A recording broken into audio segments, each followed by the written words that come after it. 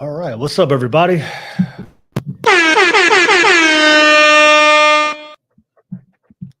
All right, what's up, everyone?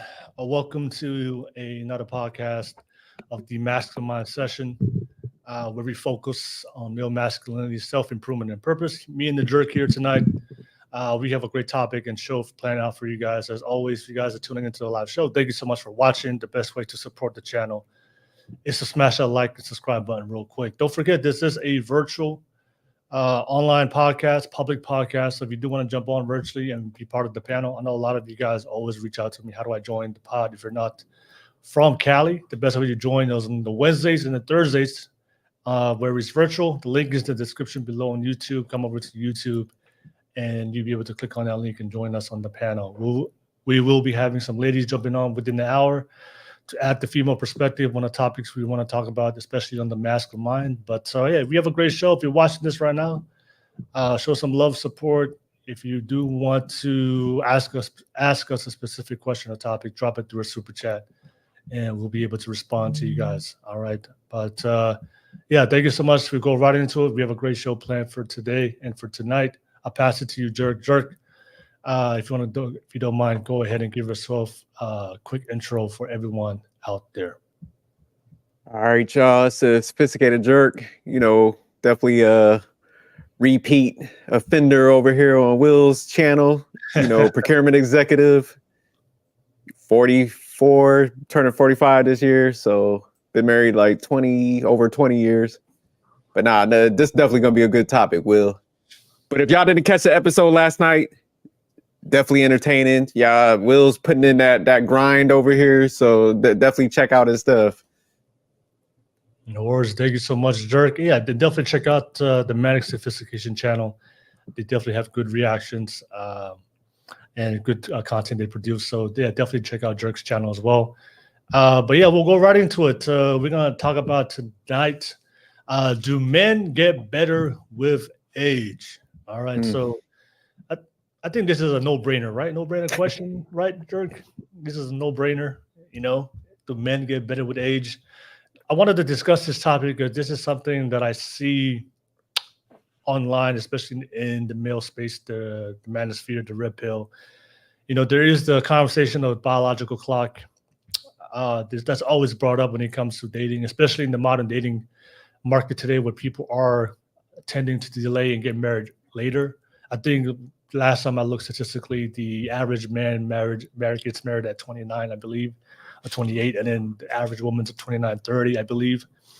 But yeah, there is this. I wanted to have this discussion because what I see online, there's a lot of women right now in their 30s and they're single and they struggle when they're getting relationships. And, there is a lot of criticism towards those women, because of the biological clock argument. Women are only attractive when they're young, when they have children. By the time they hit their 30s, most men, especially in their dating pool, do not want to be with them. But we don't have that problem as men.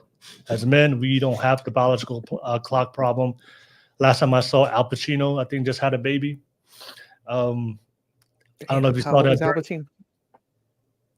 How old is he? Damn near 80, 90. Probably older than Trump and Biden. How old is Al Pacino? 84. 84. Yeah. So yeah, he just had a baby, I believe. Was it? I don't know if it was this year or last year, but I remember it. I seen that. Yeah, I think it was last year, but yeah, it was recent.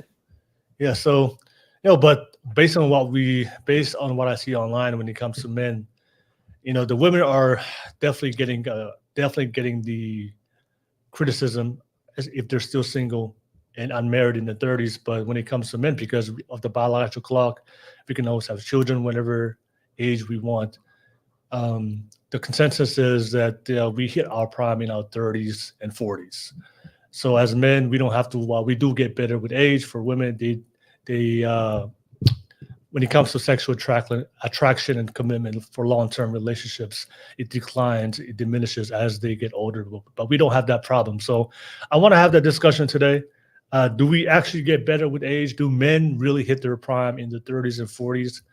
So is that most men? Is that something that all men are going to go through, or is it only a specific type of men, especially the men who are putting in the work, are going to hit their prime in the 30s and be able to have multiple options of in their dating pool in their 30s and 40s? Because Jerk, what I do see online, I think there's, and we discussed this before, Jerk. I believe a lot of men, I believe most men online are living vicariously on social media. They're just, I don't So they believe. capping out here, Will. You Yeah, said they're just living vicariously through the men who are actually putting in the work and getting the results. I don't think most guys who are consuming, especially if they're consuming a lot of content, because if you're consuming a lot of content and you're on social media all the time and you're watching videos all the time, how can you be getting better if you're always online, always consuming content? At some point, you have to go out there and put in the work. And just not only with what I see online, but my own personal experience, meet a lot of few men, Jerk, you, Damien, and Paulo Fessa, the guys, Joe, Conrad. Who am I missing? I know I'm missing Manic. Manic. I knew it. I knew it was.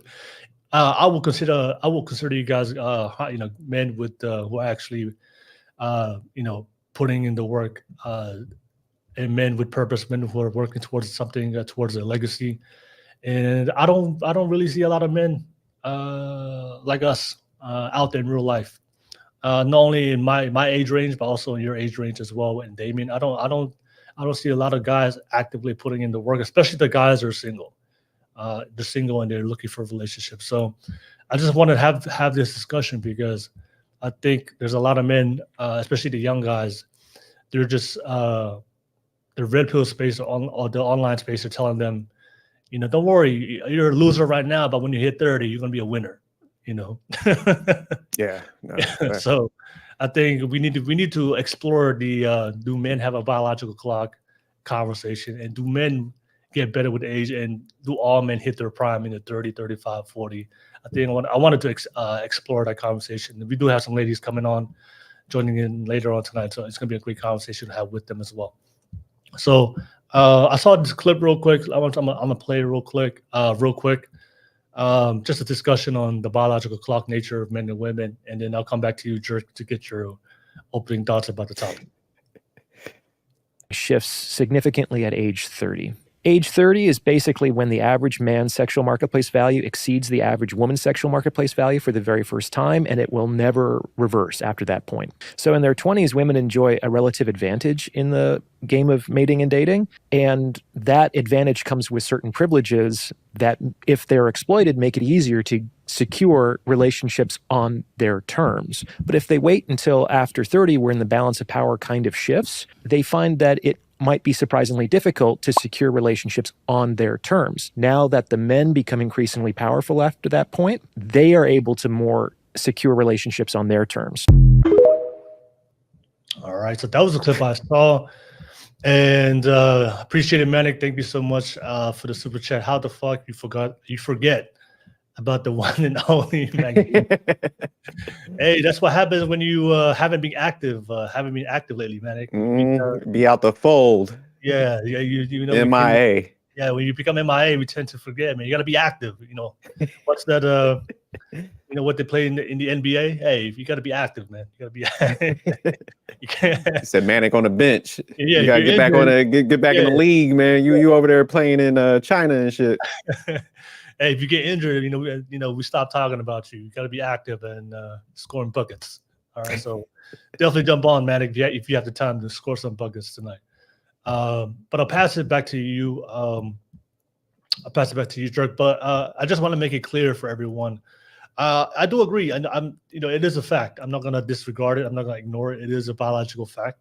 That biological clock difference between men and women, because there is a limited amount of time where women can have children, usually in their 20s, maybe early 30s. But after that, it declines, and it's really, really hard, and it becomes life-threatening to their life to have children after that. But for men, we kind of have an extended biological clock where we can have children, especially if you're not infertile, which is only a small minority of men. But most men can still have children in the 30s or 40s, in the 50s if you're still active. If you're still active out there pumping, pumping that iron, you still can have children in the 30s, 40s, 50s. So I do agree with that from the explanation.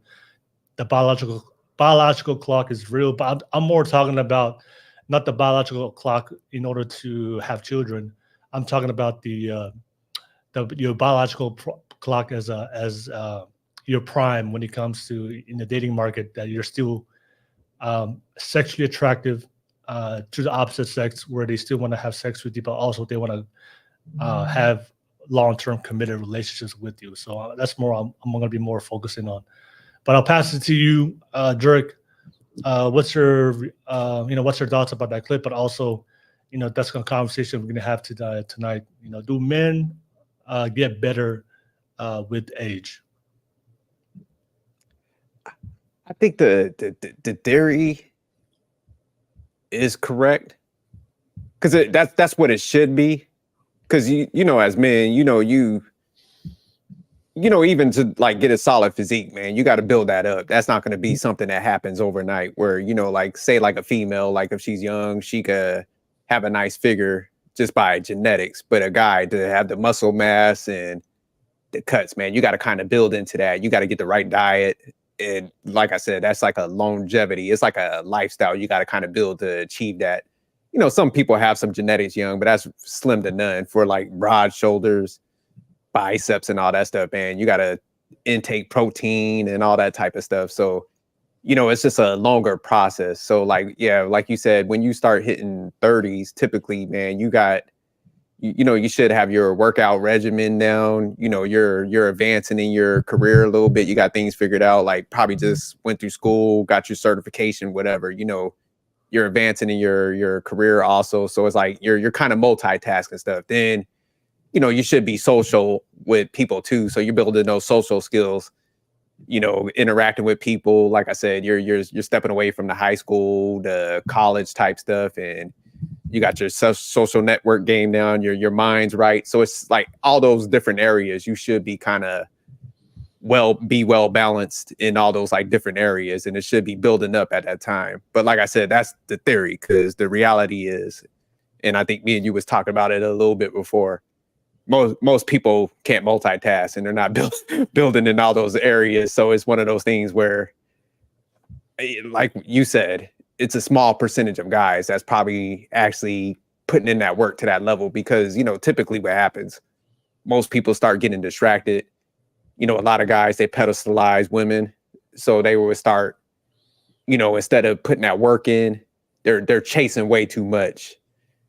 Versus like, if you're doing it the right way, you can have like interactions without sacrificing your success in like all those different areas that I was mentioning. So typically guys are over pursuing, neglecting all the other areas, and it causes them, instead of like having that growth to that point where that guy was saying in the video, where it's like, hey, the market would change. They're still always going to be playing catch up, because like I said, they're not doing the process right. So that's typically what happens to a lot of guys, where it should be that way, but it's not, because like I said, it's just too many distractions. They over pedestalize, I say vagina, over pursuing, then they don't put that work in. So they typically, like, the females still have like a higher value in the market because of the lack of work that dudes are willing to put in.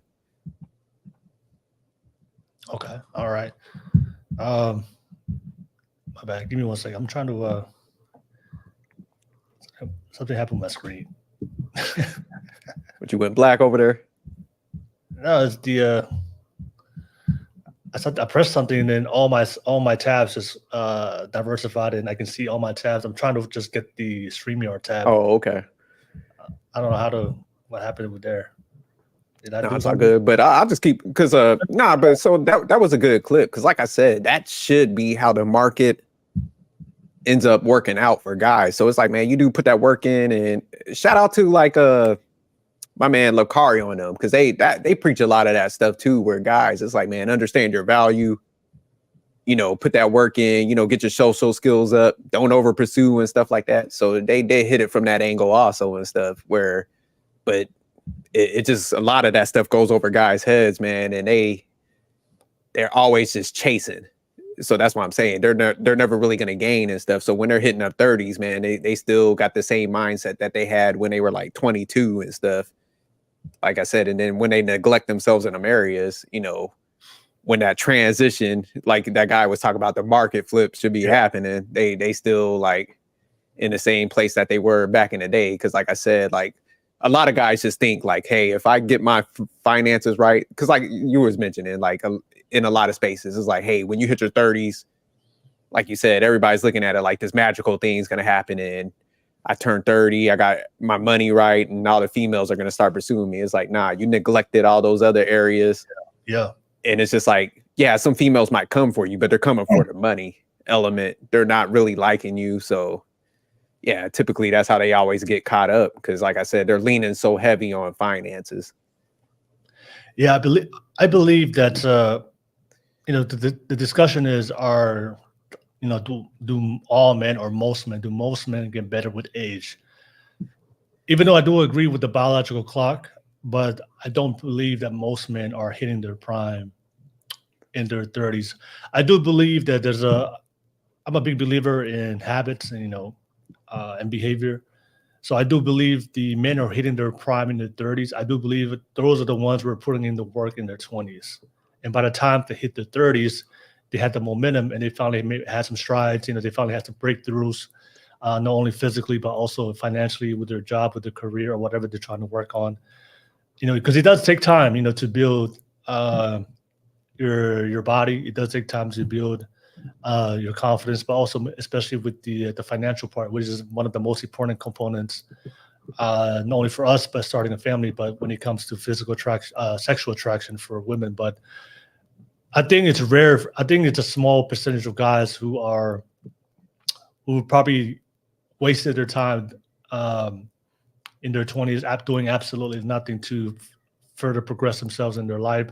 And then maybe in their 30s, they had an epiphany or they hit rock bottom and they just turned their life 360 and turned it around. And, they did something in their 30s to finally hit their prime. But I believe that most guys who are hitting their prime in their 30s, they're the ones who actually making the sacrifices in their 20s. And by the time they hit the 30s, they just hit a full stride in momentum, and they get the results and the options with women. So I don't, that talking point which I see online where hit their 30s, men have hit their primes in the 30s. I think what's missing from that conversation is, are you really putting in the work? Because we live in the social media age where most people are just consuming content, and people are living online. People are living vicariously online through other people, through the people they idolize on social media. But I don't believe most guys are actually putting in the work to become, the best version of themselves and to progress themselves, to be, to increase their dating value in the dating market. So, but I do fear there's a lot of guys out there who have like an assumption that because they constantly consume that narrative from the red pill space, from the online space. Don't worry about it. You're gonna hit your prime in the 30s and 35. And I think a lot of guys, okay, don't I fear that's giving the men using that as an excuse to delay what they're supposed to be doing right now in order to get ahead in life. Because in their mind, well, I hit my prime in my 30s, I hit my prime in my 40s, so I'll just play around right now and not be productive or not work on my dreams or the things I need to do as a man to self-improve. They kind of use that as an excuse to, I always have my 30s and 40s to work, but I'm just a big believer in habits. If you don't, what's that one great quote? How you do one thing is how you do everything. Facts. Facts, right? So if you're bullshitting right now in your 20s, you're probably going to bullshit in your 30s, and you're probably going to bullshit in your 40s. So you got to start those habits, those that build that discipline, and build and be focused, be driven, know what you want, and go out there and get it. But I just don't think. I think that's. I believe it's going to misguide a lot of guys to assume that that once they hit their prime in their 30s, that their life is going to turn miraculously. And they see a lot of these clips of these women online. They're getting shamed and they're getting the backlash and criticism from from the men's space because they're making videos about they're hitting the 30s and they're struggling with dating, and a lot of guys they kind of feed into that because a lot of guys are not getting the results they want, so they love that type of content. See, those girls, the ones who those are the girls that didn't choose me when I was in my 20s. So haha, all right. But when you said they pissed, huh? Yeah. So when they're pissed, so they're glad that those girls, but I don't have that problem because when I hit my 30s, I'm gonna be good. I'm gonna get all the women. I'm gonna get all the options. So I was like, I think that's a stretch. I don't based on what I see, not only on the space online, but just in reality, most people aren't really going out there and hitting the gym. That's both men and women. Most guys aren't really putting in their work to to work towards a goal, towards a purpose. Most guys aren't really working themselves to self-improve, but not only with their morally, but as far as their character, making sure they have strong values, they stand on something, they stand on their beliefs.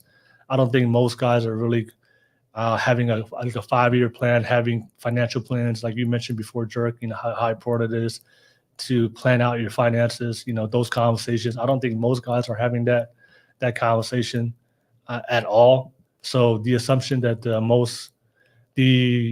assumption that most guys are going to get better with age and most guys are going to hit their prime in their 30s and 35 or 40s. No, I would say that's probably. I'll be generous and just say less than 10%. Yeah, shit. I'll say under 10. I agree with you on that. I'll be generous, and that's me being generous because I can just see it. You just see it. Most guys, if you look at statistically, most guys are overweight. They're obese. Most guys are making the average is $50,000 a year, and I just don't see it not only with the statistics, but just my own personal experience. What I see with most guys are they're not really hitting they're not really getting better with age. That's reserved for the top 15-20% of dudes out there really putting in the work.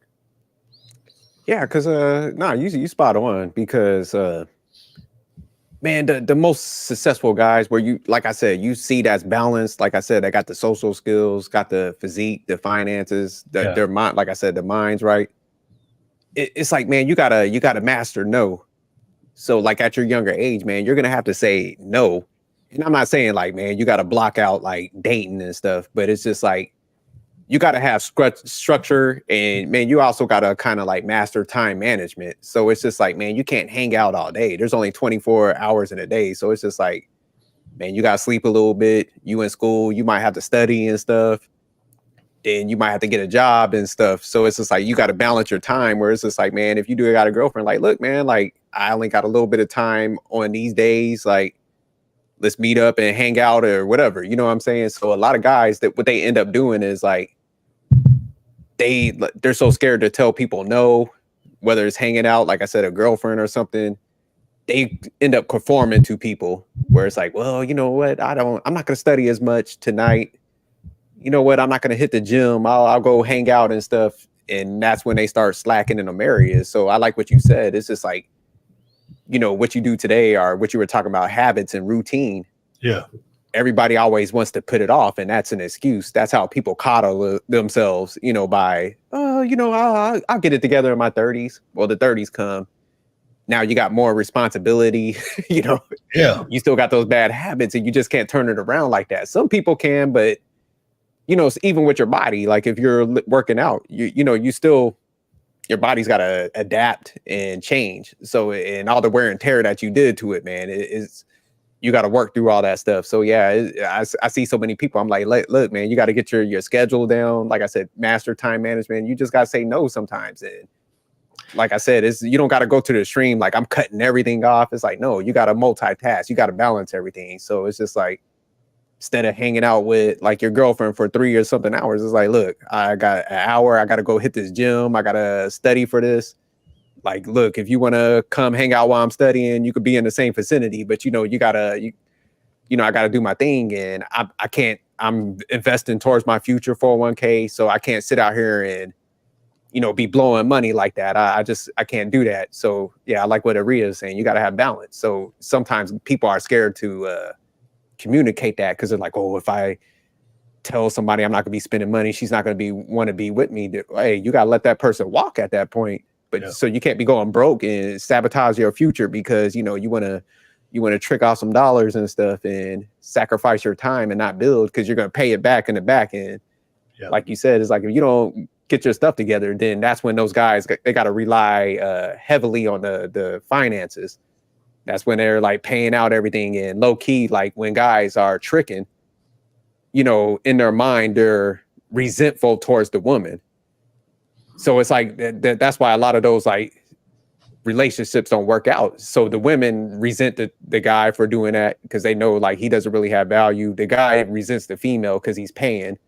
So that's why a lot of times like it's like a adversarial type of relationship, and it never really works. So that's why, like you say, it's like you can't cut them corners, man. You got to put that work in, because it's just, when you have that confidence, man, you don't tolerate a lot of shit. You're willing to walk because you understand your value. You're not pressed like, hey, if this doesn't work out, I could go back in the market and I understand I'm gonna be good because I got the social skills. I'm not scared to like walk up to some females and start talking to them or having interactions and stuff. I'm not scared. Like I'm not going to get anybody. So I don't got to get with anybody out of necessity and, being thirsty and stuff.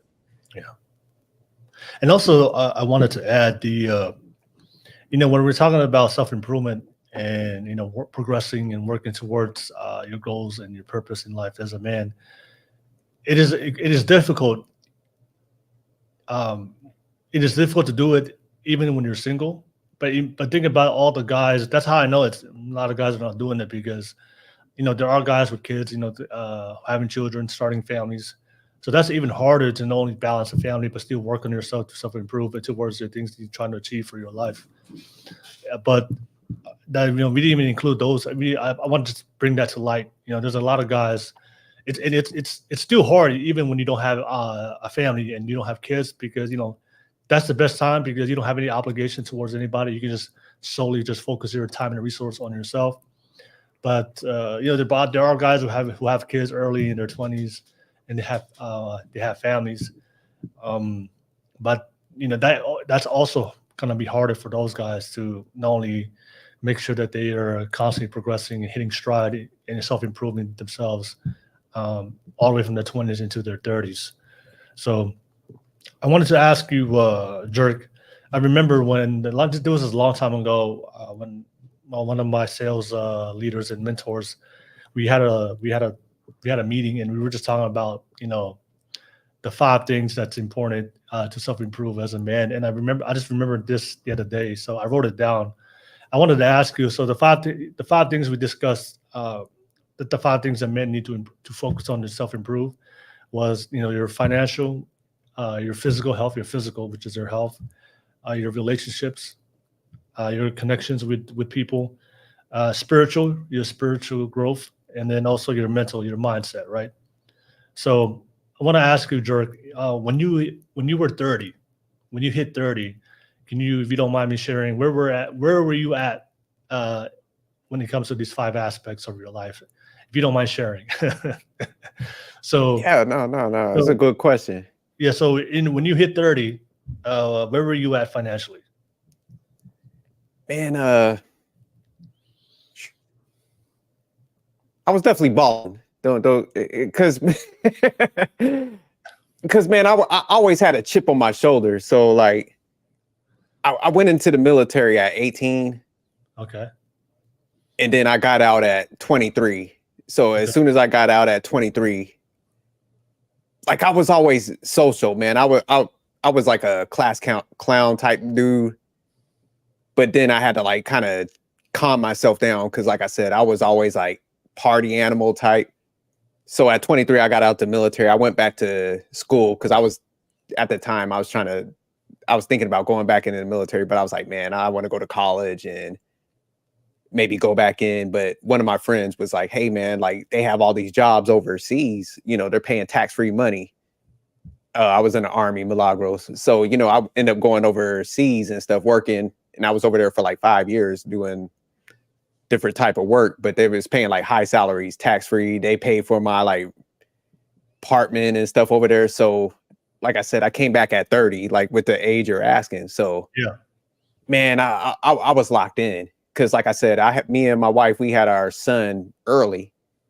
Yeah. So I had him at 23, and at that time coming out the military, I didn't have my education, so I was just focused. Everybody's kind of looking at us like, okay, here these minorities go, typical young dude that got a kid, and I just had that chip on my shoulder where I was just like, look, I'm still gonna, I'm not gonna play into the stereotype. So man, I'm overseas and I'm working like 70, 80 hours a week. Because that's how people make the high salaries because you're working constantly around the clock. Yes, sir. So I'm doing that. I'm also not only doing my job, I went to school full time. And then on top of that, I'm hitting the gym, so my thing was crammed. Like people would be like trying to pull me to parties and stuff. And I'm like, dude, I gotta get my stuff together, because I was like, I got a kid now. So I was like, I gotta make these sacrifices. I gotta make this work. So I just blocked everybody out. I had that tunnel vision and I was just like locked in. So, go ahead. I'm sorry. I was cutting you off. No, I just wanted to ask at 30, how much were you earning at 30? Do you remember? I'll say, because I was getting paid definitely high 6 digits. And I was also getting foreign currency. So I'll say well over 200 something thousand. Okay. So 200K. So that was like 25 to 30. I was making that type of money. Okay. So 30 at 30, you were making 200K. Okay. Physically, where were you at? Were you in shape? Were you ripped or were you overweight, obese? Oh, I was cut like lines of cocaine. Yeah, I had the 6-pack and all. Still got the 6-pack at 45. Hey, I like that line. I'm cut like the line. Hey, I'm gonna use that next time. I'm gonna definitely use that next time. And then, like I said, I got my bachelor's and I got my master's over there. So, like I said, I was working on my just education and my bad. So, what other questions? No, finish. Go ahead. And then the biggest portion, spirituality, because like when I went over there, man, I was kind of into crossroads because I like the military, definitely utilized it the right way, but I was kind of a knucklehead before I came in there. And like I said, I made some fast money and I was thinking about going back that route. But like I said, when I had my son, I was like, I got to get my shit together. So I was having that conflict in life, man. And a couple people like looked out for me and they were just like, man, pick up the Bible, start reading it. So that's what I'm saying. I started diving into it.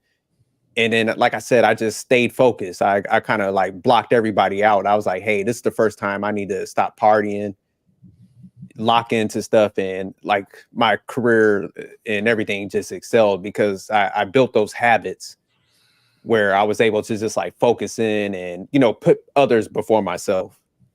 So it kind of hit on all the areas. I like the 5 that you mapped out because you were saying like finances, spirituality, networking got me over there. If I didn't network before and make those connections with like good people and I didn't treat people the right way, I wouldn't have been able to like, get those opportunities and stuff like that in life. So I always treated people with respect and, I always had that true bond of friendship and the loyalty. So I always had that. I just, didn't, kind of see myself in any higher like careers and stuff. Cause like I said, low key, I was kind of scared to work in like offices. Cause I'm like, man, I don't know if I had the intelligence, I was always infantry and shit like that. So you would have asked me about like 23. I was like, man, I can't work in no office, man. I can't sit down and do this. Then, you get a couple bullets flying by your head. You're like, you know what, man, maybe I can work in that office. You walk it over there in like the Middle East and it's like 120 degrees. You got like all this equipment on. It raises your body temperature to like 15 degrees higher. So you're like, you know what, man, maybe that office ain't that damn bad. So yeah, man, I just did a whole 360 when I was over there. Yeah. So financially you were making 200K at 30. Your physical health, you were cut like a line of cocaine. Line of cocaine. All right. Relationship, you already had a child. And 23, were you married already at that point? 25. I got married at 25. Okay, so you're married at 25. Spiritually, you started diving into your faith, into the Bible, and in your mindset, you were locked in, focused, really willing to go out there and make things happen, and very, very ambitious. Yes. Man, so you're pretty much you hit the prime right there. You're at 30, you're already hitting that momentum into your prime already at 30. So, damn. But that's why I wanted to bring that up, because most if we had to look at that same breakdown of the average guy in their 30s right now, 2024 in America, it's not the same statistics that you had in your 30s, right? So Nah, it definitely ain't. But the sad thing, what I always tell people, like, man, I was dumb as hell. So anything I did, man, could be replicated, because it's not like I came out of high school with like a high GPA and all that stuff, man. I think I graduated with like a 2.3, like, to be frank. But like I said, I just never pushed myself. But one thing I did do was, like I said, once I had my son, I was just like, I gotta live for other people. So like I said, when I got that opportunity, I blocked everybody out, because like I said, a lot of the dudes that was around me, man, they was going to like boat parties, they will fly over to Dubai, because like I said, we're right in that area, we're making that type of money. So they're like, hey, we're going over here for the weekend, man, you want to come? And they're like, man, I can't believe like you just sitting here doing homework and stuff. I'm like, they're like, all you do is like lift weights. I treated it like a jail sentence. That's straight up. They would be laughing at me. They'd be like, man, you act like you in prison. I'm like, that's what I'm treating it as. Like, I'm over here, I'm making the best out of this opportunity and stuff. So yeah, like you said, once I kind of like locked in like that, I built some habits, man. It was just so easy for me to transition when I came back. And I started like shedding out, like working that much. Work just became easy to me, because I'm like, man, I'm used to working 70 hours, sleeping only like 3 hours and stuff, because I had the school and stuff. So when I got through with that, I'm like, shoot, you giving me like this little bit of work to do in 40 hours, man, that's a piece of cake. Yeah. It just seemed like when you were younger in your 20s, Jurek, that you had some good, strong values, and you were making good decisions for your life when you were young. You were being responsible. You weren't being irresponsible and being reckless.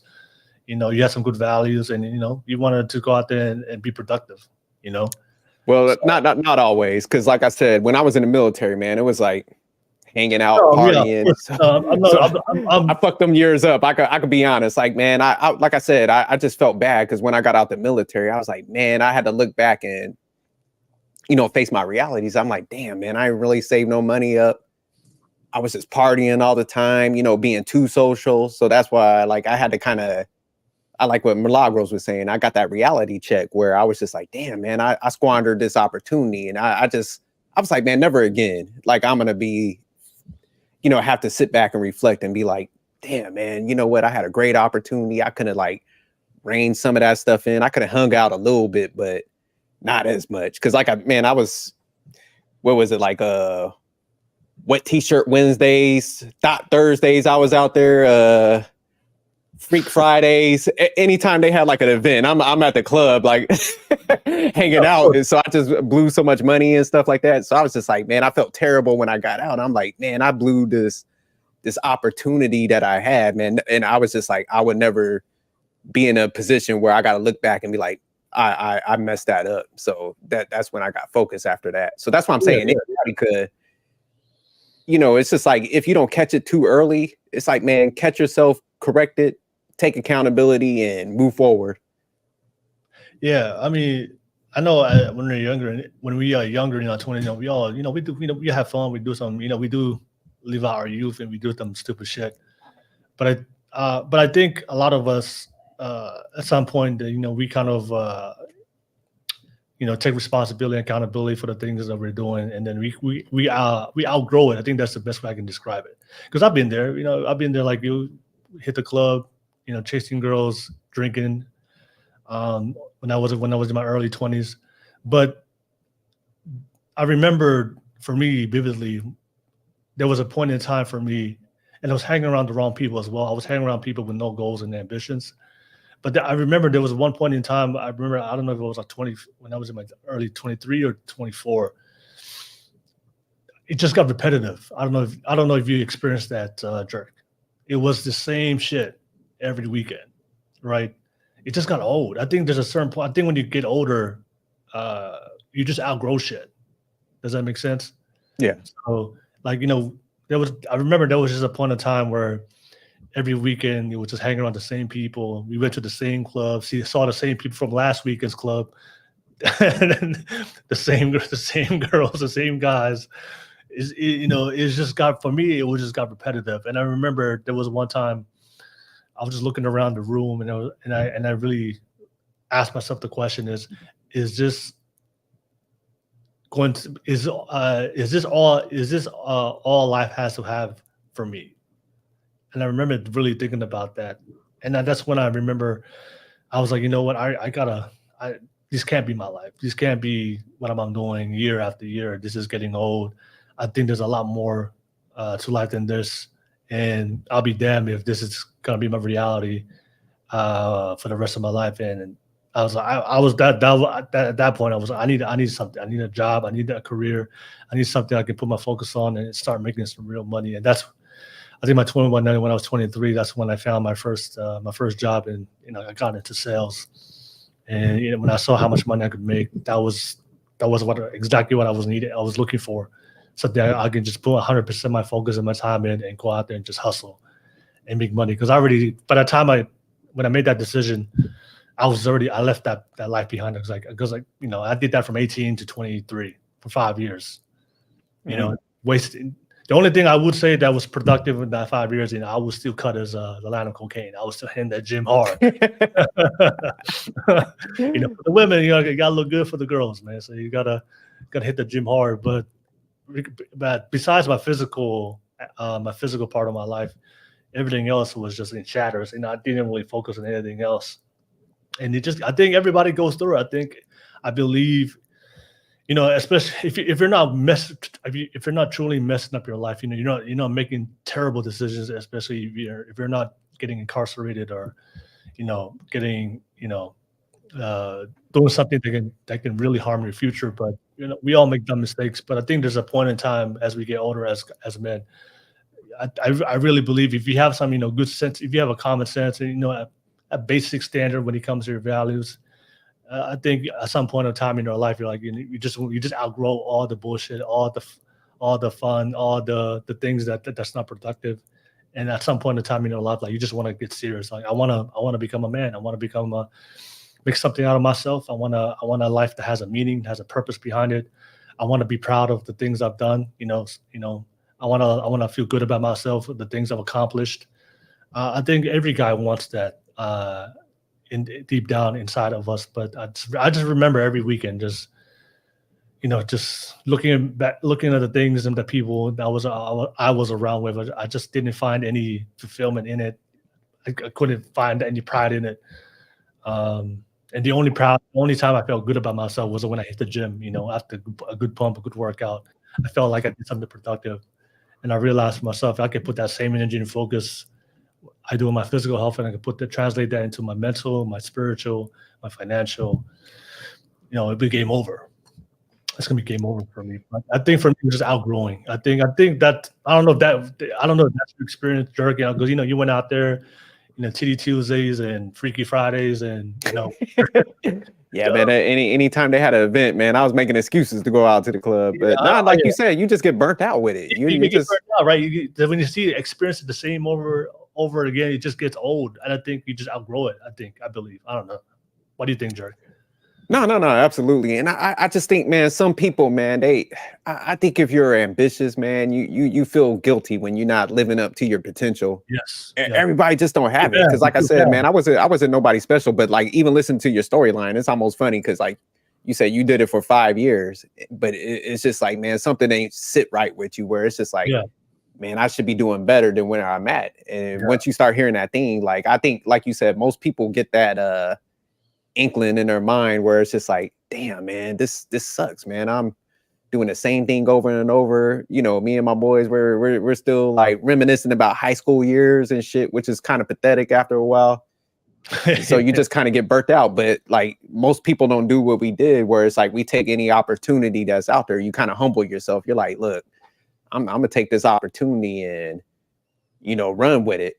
But most people would kind of stay stuck in that lane, and then eventually they like kind of burn out doing that stuff. So Yeah, like I think that's the biggest issue. It's just like I like what you were saying earlier. I think a lot of people attach to slogans and quotes to make themselves feel better instead of just like getting that reality check and be like, you know what, man, I'm not doing good. I hate this shit. You know, I need to put that work in and develop. And you got to take those little gains wherever they are, because it, like you said, it's a process, man. It's not going to happen overnight. So like it might start off with working out. It might start off with like you going to school and building a routine and you getting that first like A on your paper or something. You're like, oh, okay, shit, you know, this is what happens if I do sit down and study and I put that work into it. And then you take those results and you keep building on top of that. So most people just don't sit there and, you know, connect the dots with all this stuff. So no, I love the way you broke down in 5 areas, man. I think that's definitely something people need to strive for, to make them balanced, you know. Now, to be honest, as much as I want to take credit for my own decisions to turn my life around, especially when I was younger, but for all the young men that's watching this right now, I would, if I had to be honest, I really believe that the reason why I got to this point in my life was luck. You know, I applied for multiple jobs. You know, a lot of the jobs I applied for were just, you know, regular bare minimum jobs, but there was this job at Craigslist that looked sketchy, but I just applied. Give you some pushback after you finish your story. You trigger me with the luck shit. There's no such thing as luck. No, I know. I agree with you, but I'm just saying is I applied for all these jobs, right? And then the one job that did reply and gave me an opportunity was this sales job. And through that sales job, I was able to connect with different people with a different mindset that I've never experienced before growing up, especially in my childhood. You know, when I walked into sales office, everybody had the money motivation mindset. They wanted to make money. They wanted financial independence for their life. They had goals. They had future visions for what they wanted to achieve. You know, they kind of the first time I ever had somebody break down finances, not only from an annual perspective, but a long-term perspective, like, you know, yearly, 5 years, 10 years. So I'm a big believer you're a product of an environment. So if you're a type of person that, if you're a man right now and you're hanging around the same people doing the same thing, but you just feel like something that's empty within you, you feel like something's missing, you don't feel any fulfillment or pride within yourself and the things you do in your life, I would highly recommend that you go seek a different crowd and people who are doing better than you. Because as much, you know, I don't believe in luck either. We all have to make our own decisions. But I would say that was the big turning point for me to kind of put me on the path where I'm at right now. I just hang around with guys who had visions and plans, and people who were financially wealthy, and some of those guys were multi-millionaires. So they kind of introduced me to a whole different world, whole different mindset, whole different level of possibilities of what I can do, what I can achieve. And then all I had to do was I already had the foundation, was just the work ethic. I already always been a hard worker. I was just putting my efforts into things that was not productive. But yeah, for the men, for everybody out there, if you really want to improve and you find yourself stuck in a cycle, I would highly recommend to go grow. If you're looking for exponential growth, you definitely got to go find people who are doing way better than you, and don't be afraid to go seek those types of people. Don't feel. I know sometimes we can get intimidated by those people because you don't feel like that you're in the same level, or you should be in that same room with those people. You know, there are some people who are very cocky and, you know, they don't give a fuck about anybody else. But there are a lot of people who are successful. They actually care. You know, they do want to mentor, do want to help people up. So definitely, I would advise a lot of guys out there just trying to make changes in their life to hit their prime. Yeah, go find guys who are already hitting their prime, or they're already on their way. Yeah. When you hang around different types of people, it's just it's contagious, man. It's contagious. Just same negativity is contagious. Positivity, hustle, you know, success, that's contagious when you hang around those people. And you know that old saying, right? You know, you are the 5 people you hang around the most. So if you're always constantly hanging around losers, you know, you're gonna feel like a loser. And I've been there before. It does not feel good to lose. All right, so but yeah, I just wanted to share that part. No, that's Tanya, great. Oh, I was just gonna say, nah, that's great information because I think that's the biggest thing, man, and especially in minority communities. I think one of the issues we have, man, and like I was definitely guilty of it, where it's just like, it's almost like especially with men, man, we kind of try to placate to like I'll say the lowest of the dudes, try to please them. So we try to be too cool sometimes, and what I tell people now, I'm just like, like I think we were talking about it a couple weeks ago, man, when I seen some of the older guys when I was younger, and they're like in their like, I'll say 50s, hitting up to 60. And man, they ain't got like no pension, no 401k plan. And, I was talking to one gentleman and he was just like, dude, man, if I did everything wrong. And it was like the saddest shit. So it's just like, man, when you hit a certain age, man, you don't got your stuff together. There's nothing cool about that. So these were the dudes that was like kind of idolized and all that stuff. But man, seeing them in this vulnerable state now, don't got nothing. And that's what people are always trying to be cool for other guys. And it's just like, man, it's just dragging yourself down and stuff. So like, I like what you said. It's like, man, eventually you got to detach from that and put yourself around people that's, moving in the right direction for the right reason and stuff, and stop being worried about what other people think about that. They might be calling you corny, man. Embrace that because you're going to be the person that's going to be sitting in a good situation. Because they were like, man, you're doing great. We like what you did, man. You turned it around and stuff. Wish I would have did what you did and stuff like that. So yeah, I think as men, man, we got to shed that fear of being different from what typically people are doing, because we all know to a certain degree, man, it's not the right thing to do. It's not going to lead to a great path. So I agree with you. And I think sales, man, that's one of the best jobs, I think, because that helps you build your social skills early. Because was that a hell of a transition to go out there and start talking to people? Because that was one of my biggest fears, man. I'll be out there stuttering and shit. So I was like, yeah, I don't want to like talk to people. I've always, I mean, for myself, my personality, I'm a big introvert. For myself, I like to.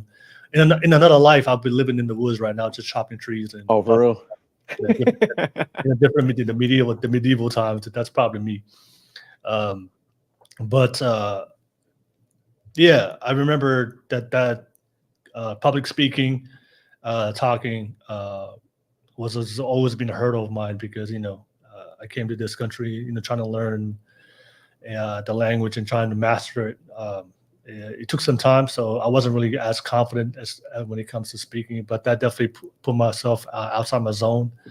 Just forced myself in there, talking to people. It was door-to-door sales, so I went talking to people every single day, getting rejected. That definitely just streamlined my ability to really improve when it comes to speaking and communication. I wanted to ask you, Jerk, before the ladies jump on. We were talking about the most important things when it comes to if you want to hit your prime, if you want to get better with age as guys, we have to build our value. That's just the reality of the whole biological clock conversation, right? So men, we are only men. We only love by the value that we bring to society. That's just a reality. Now we are the sacrificial sex. From a biological standpoint, we are the provider protectors. We have to take care of our families. We have to take care of society. We're the first line of defense when things go down and there's danger and there's a threat and there's war. So we have to be the one. That's just our natural role as men. That's why we're built the way we are.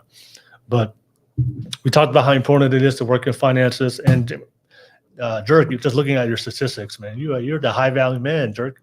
200K, cut like a line of cocaine. Into marriage, spiritual, focus driven, disciplined mindset. When you hit your 30, you're the guy that every woman wants right now, based on your statistics. But besides these things, besides the finances, the importance of physical and health, relationships, spiritual and mental, is there any other skills that you would recommend to guys out there watching this right now that can definitely supplement or add on to these things that's very valuable in your life? Anything else that comes to mind that's outside of this these aspects that you believe that it is pivotal, especially in your self-improvement as a man, not only for yourself, but also when it comes to dating, relationships, attracting women, and also in life in general. Any other skill you wanted to add on to these things? Yeah, no, it's funny, man, because when I did all that stuff, like I said, I never did it for women. I just always kind of did it for myself Of to course, make those yeah. We improvements. don't refer to, Yeah, no. But it's like when you do certain things, it's kind of a multiplier. It's going to cover down on multiple areas. But Yeah. I tell guys that because a lot of times dudes are just always focused on they might do one thing and then be like, okay, if I do this, I'm going to get women. And it's just like, man, just improve yourself, man. Because when you do stuff the right way and you're not trying to take shortcuts, it's like, man, it's just going to attract people, whether it's females, man, good friends. And you just operate a certain way, you're gonna draw in the right people. So it's just like even, me and you linked up. It was funny because when I came out there to San Francisco and stuff, and I'm seeing how you operate, man. Your regimen. I just started laughing because I was like talking to my wife on the phone when I called her up. I was like, hey man, Will's just like me, man. Just how like we have structure and stuff. So it's just like, man, you're gonna draw the people that kind of align with you, have the same similar mindsets. Females are going to be drawn to that because they're going to see you have structure and stuff. You got yourself together. You're not going to be pressed. You're not going to, you can have a conversation with somebody and not be like, like a thirsty dude, man. So you're just sitting there. You're just actually interested in people. And then, females will be like, damn, okay, he's different, man. Like, this is a totally different conversation. This guy's actually interested. He could talk about multiple things and stuff. And he's just not focused on like all this other nonsense and stuff. So that's where I think like guys need to get to that point, man, where it's just like you're not thirsty and man, you could just be a genuine person and it's just going to attract people and stuff like that. And then the other thing, one of the biggest things where I kind of hit my turn, it was funny, man, because I think dudes got to be observant and you got to observe like successful people. And I think you were kind of mentioning that when you was like in the sales, you started being around people and you started picking up some of those good habits. Yeah. But man, one of these guys I seen, I'm telling you, man, this guy was like so social. So we were doing like security out there in the Middle East. So like I said, he was like always the person I got partnered up with. So man, we sitting out there, man, we sweating on ourselves and shit. He's out there talking to everybody, networking. I'm kind of stuck in my ways still. I'm like, man, I'm not doing that corny shit. He was like, look, I'm going to be out of here in about a month or so. Man, cracking jokes. People loved him.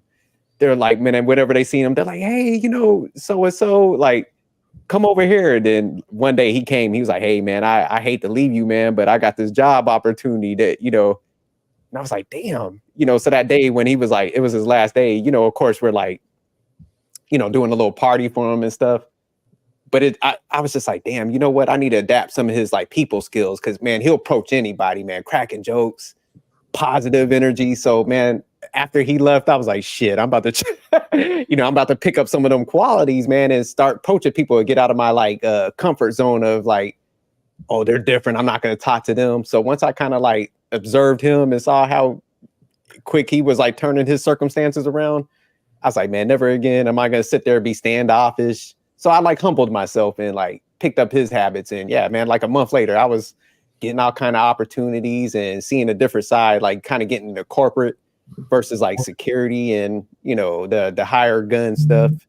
So I definitely made that transition. So I think that's important. Like what you kind of lined out, like, hey, man, like get in those networks, humble yourself. You might not be the best, but ask questions, man. People love telling you stuff, especially if you got genuine interest in what they're doing. And people will help you out. Don't go in there asking for money and nothing like that. Like, no, look, I see you operate at a high efficiency. You got your stuff together. I'm trying to get myself together. Could you give me some of the things that you do to like excel? Man, people will eat that type of stuff up and they'll give you the information. So I think that's the stance like people got to take. All right. Thank you so much, Jerk. Hey, what's going on, ladies? How you guys doing? Hey, good. What's going on? How y'all doing today? Good to see you guys. Tina, good to see you. Natanya, good to see you again. Good to see you too. Can you hear me, Natanya? Yeah, I think you're on mute.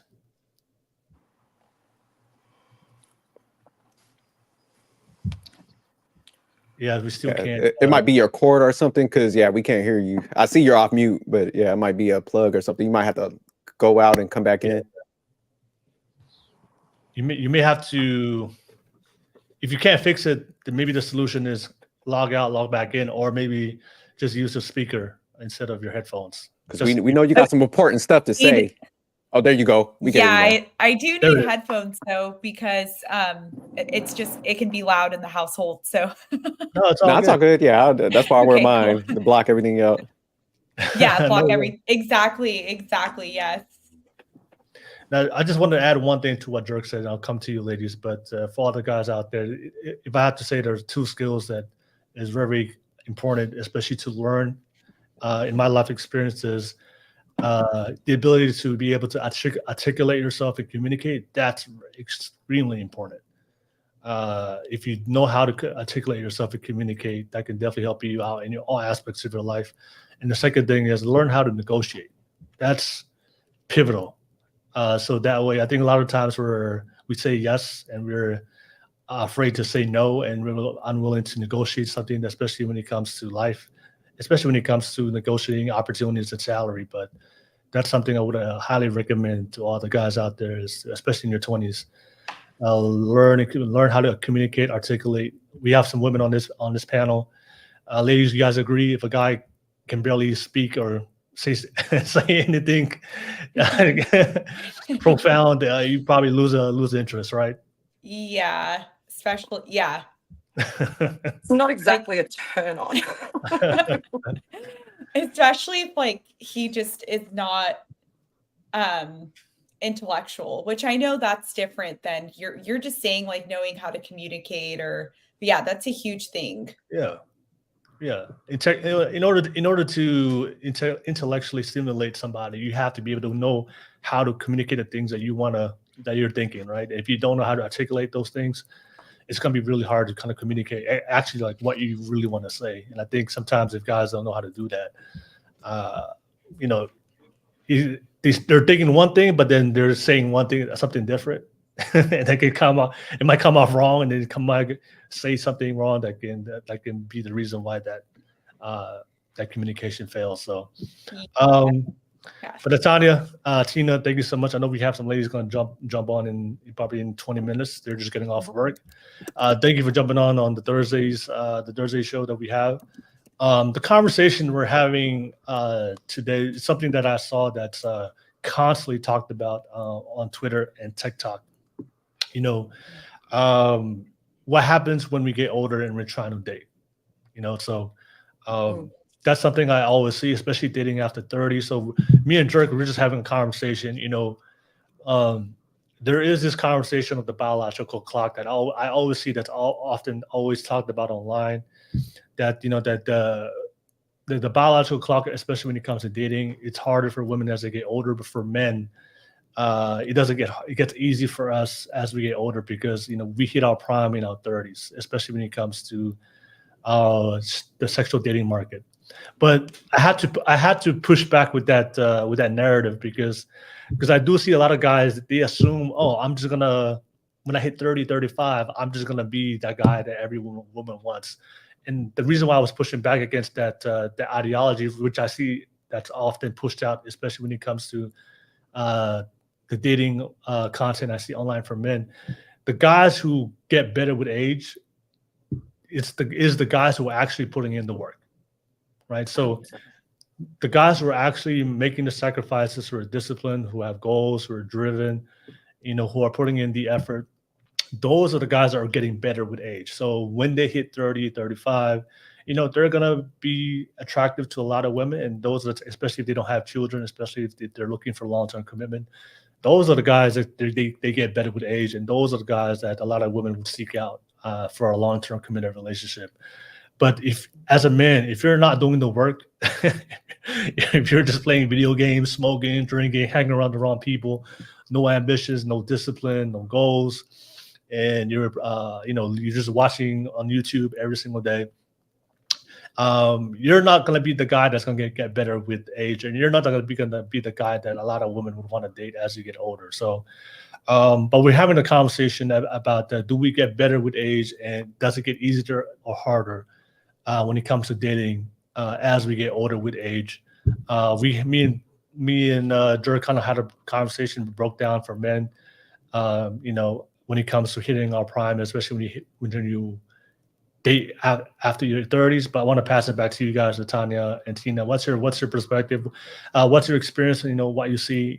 Does it get better for women when they get older, especially past 30, when it comes to dating, when it comes to attracting the type of person that you would want? Also, attracting men who are older, but they also looking to settle down. They want something committed, or maybe the guys that you see that even when they get older, they're still not the type of guys who are looking to settle down and they want a long-term commitment. So what do you guys think? Does it get easier as for women when you get older, and when it comes to dating for long-term committed relationships in the family? I'll start with you, Natanya. What do you think? Yeah, I'm 30, right? So it's only gotten harder for me to date, only because so ever since I was like 27, I know exactly what I want in a man. I know the qualities I want. And I just find it very hard to find that, maybe because of my location. I live in a really small town.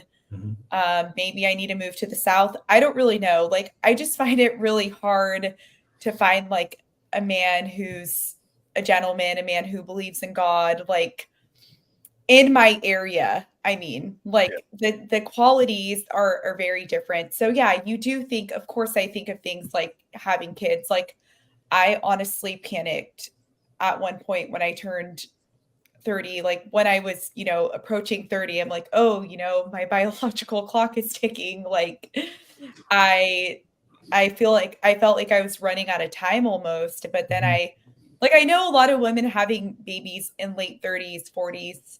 So that gave me inspiration, I guess. I'm like, oh, well, it is still possible. Like, you're like, it is possible to have kids later on. So, but then again, like, you don't want to just date the wrong person so that you can have kids right away. Like, you might as well just take your time and meet the right person, because that's like, you're just going to be settling and you're going to be unhappy. But to answer your question, yeah, I think it is harder the older you get to date. Okay. All right. No worries. Thank you so much, Natanya. I'll pass this to you, Tina. Tina, what do you think? Do you think it gets harder for women to date, especially for long-term committed relationship as they get older? 100%. It is a nightmare. And I wholeheartedly blame social media or the new world we live in. I was in a long-term relationship. So when I was in high school, all the way up till 30. Okay. I'm 37 now. And I thought, oh yeah, I'll find someone easy.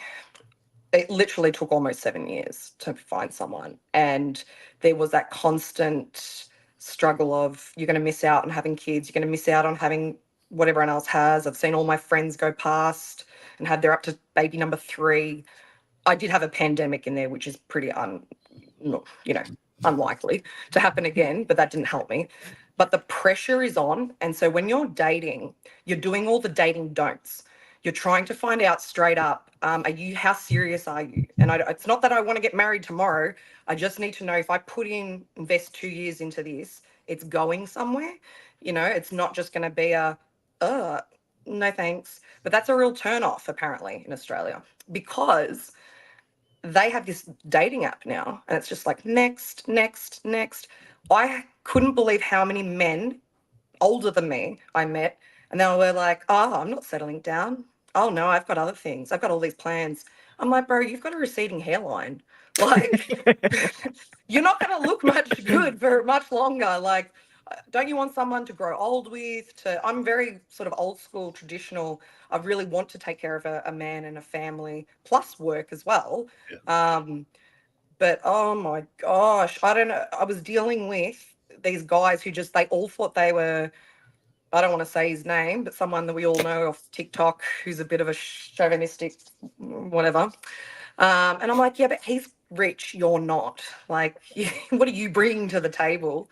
I actually found that the 20-year-olds were more keen to settle down. But then again, I'm like, 20 is probably a little bit too young, darling. Like, I feel embarrassed. I think people are going to think you're my son or something. So I think it's again favored in the men's world. You don't have to worry about a biological clock. You've got these dating apps. If she's annoying, next. But yeah, men do they get better with age. I'll tell you right now. They're like a wine, a fine wine. Okay. Age like fine wine, huh? Oh yeah. Oh. No, but I will like just to clarify. I believe there are men. I think the biological clock it does work with us. That is an advantage for us, but only specifically for the guys who are actually putting in the work. I think that's the assumption a lot of guys because a lot of the social media content online. I think it's very divisive. A lot of it is very toxic. It doesn't push towards marriage and kids, but there is the based on what I see online, for a lot of guys, once you hit 30, 35, you're going to hit your prime. And then, women are going to want you a lot more. But I think a lot of guys, they assume that, I can just be irresponsible and reckless in my 20s and in my 30s and in my 30s. And when I hit 35, this miraculous thing is going to happen to me. And then women are going to want me and they want to have my babies. And I think a lot of guys who are just living on social media, they're not really out there putting in the work, but they're just going to assume that the guy that's bald and rich is telling him, hey, I can do it, you can do it. It's like, you're average. That guy that's bald and rich that's on TikTok, he's done the work and he has the status, he has the economic stances. So you can't compare yourself to the guys you see online. You got to really put in the work. And I think a lot of guys is misguided or delusional that they think that, I can just be irresponsible and put in no effort and sacrifice. And 30, 35, there's going to be a desperate woman out there who's going to want me, and I'll just pick that woman. But that's not a real, genuine connection and real relationship. Jerk, I'll pass it to you. Do you want to add on something? Yeah, I was just going to ask because do y'all think like once we get older, we know too much, and that's what it's like a mental roadblock that like hurts dating? Because like with me, man, I got married young, so typically, man, you don't have all those like thoughts in your head. You're just like, hey, man, that person's hot, they're smart, let's be with each other and stuff. So it's like a lot simpler. But I think like when you get older, you become successful, so you're a little more guarded. You have an understanding. So I can see why it would definitely be harder now, because I know if I was out there, I'd be like, I don't know about this. I'd be like super cautious and stuff. So do y'all think that's like what's I guess hurting dating when you get older? 100%. Oh, 100%. okay. Especially for men. I mean, I don't know how the laws work over in the US, but men here, if they're not being jerks, I feel sorry for them, and getting a divorce could pretty much ruin their life. Like as far as financially, they'll be ruined. They get a bit of tainted name, whatever. They don't even get to see their kids. Some. I'm only talking about some cases. Yeah. We've had to have like men's groups that try and help them out because it's so unfair.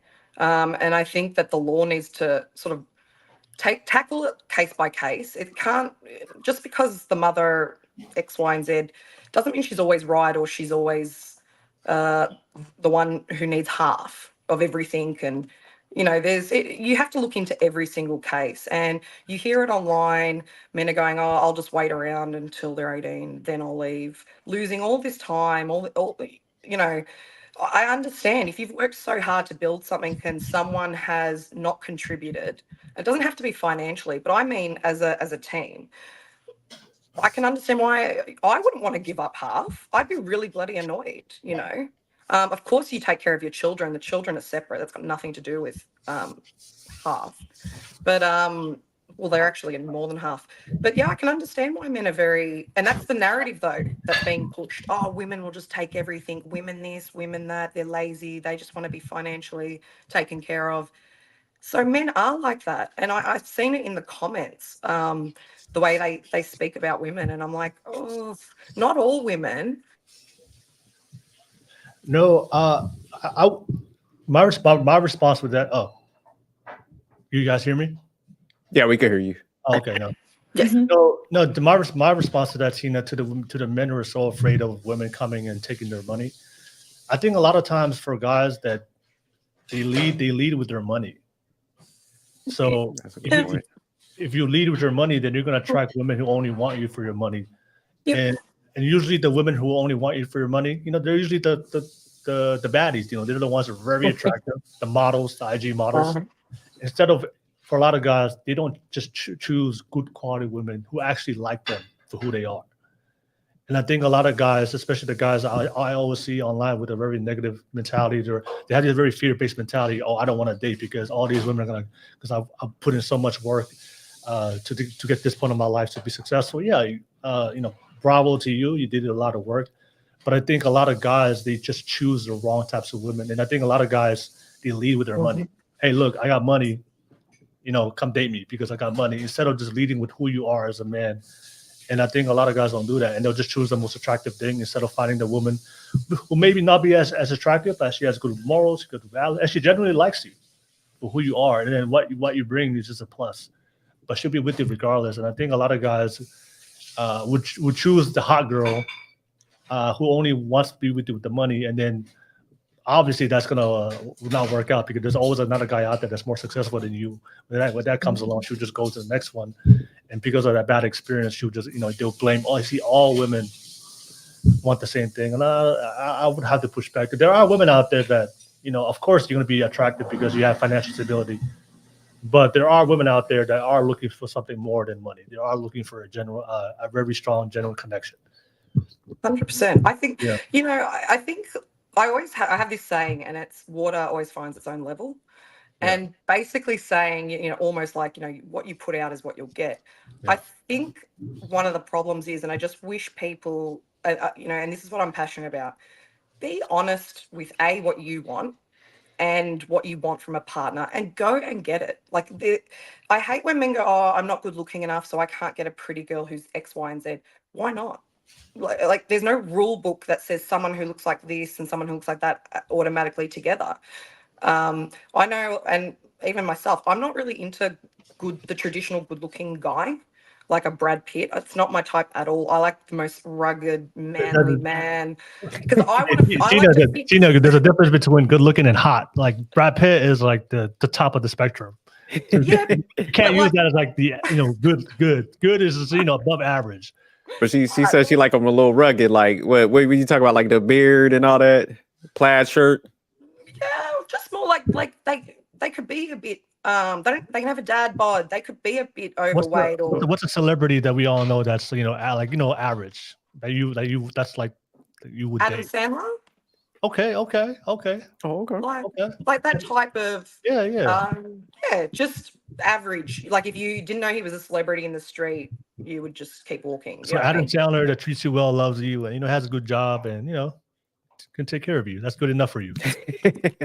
Yeah, like just to me, I just want to make sure they're on the same page. They're making me laugh. We're going to grow old together because you know what? Your looks are going to fade at one point. But I mean, I still want to be attracted to you. I mean, geez, you got to do stuff. Yeah. But people do become more attractive the more you're in love with them.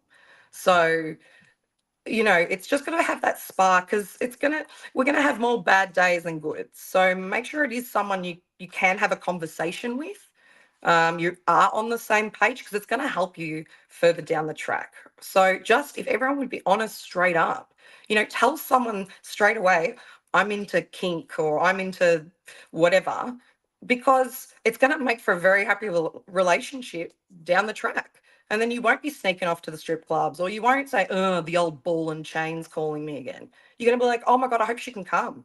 So I want that, we need to break that down, that you can have a best mate who is female or male who you don't want to run away from all the time. It is possible. Just be honest with what you want.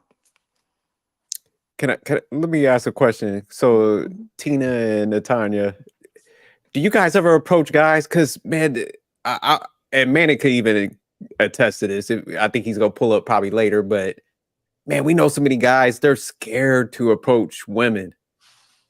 And I think a lot of time, like it's almost like women, y'all like just always waiting for something to like somebody to kind of approach you and stuff. So I always tell people, like, don't get me wrong. I think guys should approach, get over the fear, but a lot of them just ain't gonna do it. So I'm just saying, like, do y'all ever like approach guys? I'm just interested in that. I I wouldn't say like I'll approach someone in person, but I'll say hi though, or like I'll smile, and see if, I don't know. I feel like if you smile, it works, but I like when the guy approaches me, but then again, like you said, a lot of guys are shy. So you need to give them something, like throw them a smile or just like be friendly. You know what I mean? So that they can Okay. approach you. Yeah. You gotta eh, the modern way of doing it now for women is you have to, instead of, if you want to give a guy like a sign, like a cue, is you like their story or you like their pictures, Yeah, I've done that too. Like if I'm following a guy and I'm like, oh, he's really cool, or like he's traveling or something. I'm like, oh, like that's on my bucket list, or I'll comment on his stories or something like that. I think it's a good way to start a conversation, because I was reading this thing and I honestly don't know if it's true, but like a lot of people that have gotten married, the woman has made the first move or something like that. But I think it's okay. Like, as long as you're not asking someone on a date, because that's like the man's job, I feel like. Yeah. So can we kind of break down of I know we all agree that it is harder for women to date past 30, but can we kind of break down why that is, so we have an understanding of why that is? I'll ask Natanya and Tina, because generally most people, if you look at statistically, most people are getting married I think in the 29 and 28 to 29, I believe the average age right now of marriage in the US. So most people are getting married younger, and I believe there's a benefit of marrying younger, and I believe, Jerk, you also mentioned to it. I think when we were younger, we're more open to things. We're more open to compromise. We're open to things that we're willing to do in a relationship. But I think as we get older, I think we tend to be unwilling to compromise a little bit because we're set in our ways. I think that also translates into Facts. into dating, and I do understand from a biological perspective. For women, you guys want to date a man that's socioeconomically doing good financially, not only with his lifestyle that way, especially if you want a family. So if that's the type of man that generally women would want, I think it's easier to find that man that in their 20s, because most guys are dating younger. Women tend to date older. So most guys in their 20s, if they want a family, they're generally going to date women who are probably 3 to 5 years younger. But I believe that when you hit 30 as a woman, you want to date a guy that's older. So typically the guys that in their 30s who are still single, and they've been working on themselves to be be financially, economically stable. And I think those guys are the ones who maybe in their 20s they were just so focused, and then in their 30s and now they're ready to be in a relationship. But I think most guys in their 30s, if they're still single and they're looking for to date, I think a lot of those guys are either they got married in their 20s and then they divorced in their 30s, but now they have a very jaded and negative perception about relationships. So they're very, they have a very fearful, healthy way of how they look at relationships.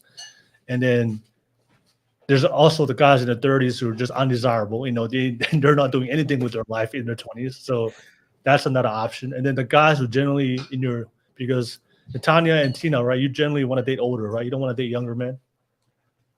I don't know. I think Tina is Yeah. bouncing around the idea, getting her that young guy. What's your I preference? think I always think I want someone a little bit older, but I consider myself a little bit. I have a lot of energy usually, not all the time, but I get like random ideas, and I like to be silly, like a kid. Some would say, like slumber parties or something silly like that. Or when I'm out partying, I want to stay out.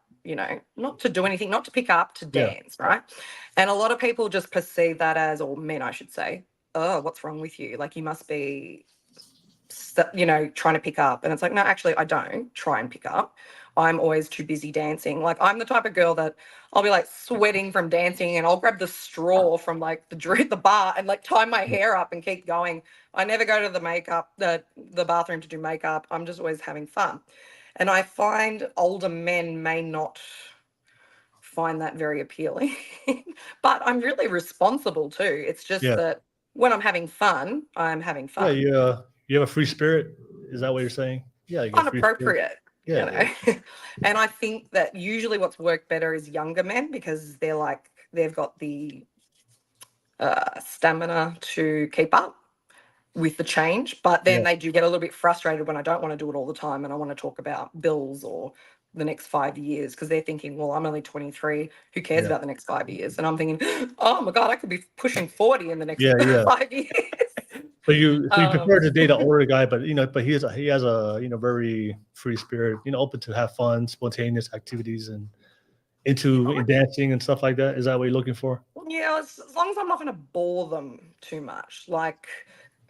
So I normally stay between my year or two above max. I feel intimidated by older guys for some reason. Like I feel like I don't know, too like a young in a way. So Anyway. No, I just think when females get like in a certain age, man, they get that burst of energy. As old dudes, you gotta take naps and shit. So it's like trying to keep up. It's like, oh hell no, like. No, I don't know. But one thing I did want to say about before, I love approaching guys. Not to ask them out though, but I had this thing once for gingers. Redheads. We call them gingers here. And I literally love them. I don't know why, but I think it's because they don't like me. And they've never, ever approached me. They won't speak to me. They won't come near me. So at clubs, if I was out and I saw one, I was like straight over there with a drink. And I'm like, hey. And they're like, yes. And I'm like, oh, how's your night? And they just hate my guts. And it upset me so much. But yeah, if I like someone, I would walk over and I'll say hello, or if I'm at the bar. But I am a chatty person. So that's my personality. Oh, okay. More than probably do women do it. I mean, I have seen women do it. So let me ask y'all, what would be the lowest age that you would go? 25. 25, okay. How about you, Natanya?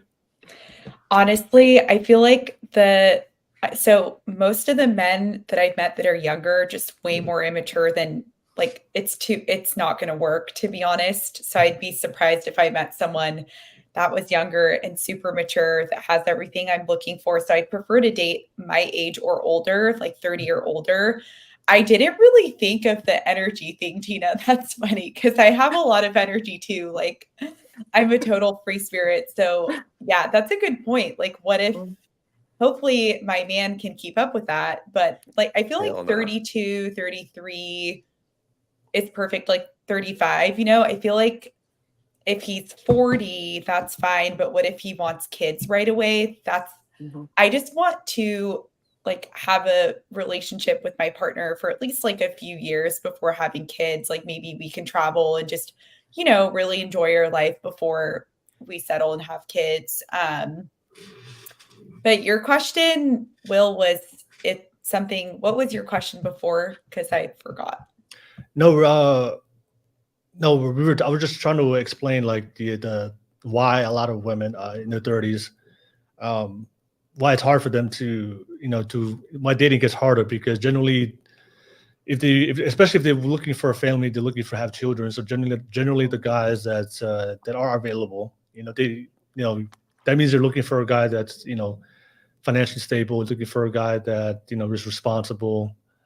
He hasn't been jaded from the past relationships, or he hasn't been in a previous marriage, or he has a very toxic or fearful mindset when it comes to dating relationships. And then, of course, he has to be in shape, because if you're gonna have children, you don't want a guy that's too old, where you're raising two kids, you're raising an old man and a child, right? So you want a guy that has the physical stamina not only to do the fun things that you guys want to do, but he also has the stamina to be able to raise children. That's generally the type of guys that women in their 30s, especially the women who are taking care of themselves, still good shape, still look good, has a career. That's generally the guy that they want to date in their 30s. But like we discussed before we jerked, that there's only a small minority of men that fits that category of that specific type of dating pool.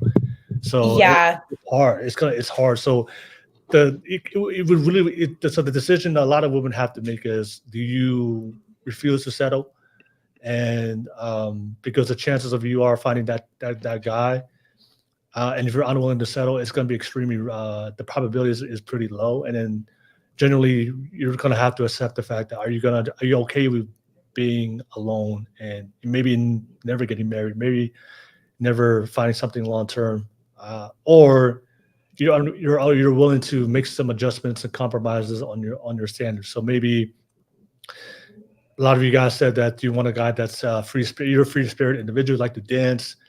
Maybe you find a guy that has the duties and responsibility of being a husband, of being a great father. You know, he can take care of you. He wants to take care of his children, but maybe he's very simple. He just wants to work and come home and crack a beer and watch the game. That's his idea of fun. So are you willing? He may not have, he may not enjoy the very things that you like to do, but that's maybe something that you would have to consider that you'd be willing to compromise on. So at the end of the day, he's a good man. Like he is gonna love you. He's gonna respect you. He does believe in making sure that you're taken care of. I think that's what women have to face, the reality. Like if you can get that man in that dating pool, God bless you. But the reality is, like me and Dirk were discussing, most guys who are getting better with age and are the ones that you guys want to date. And, they're not toxic and they're not beautiful. They don't have bad relationships, or they're still hang over their ex or their previous relationship. They still believe in healthy relationships. Those types of guys, there's not a lot of those guys out there.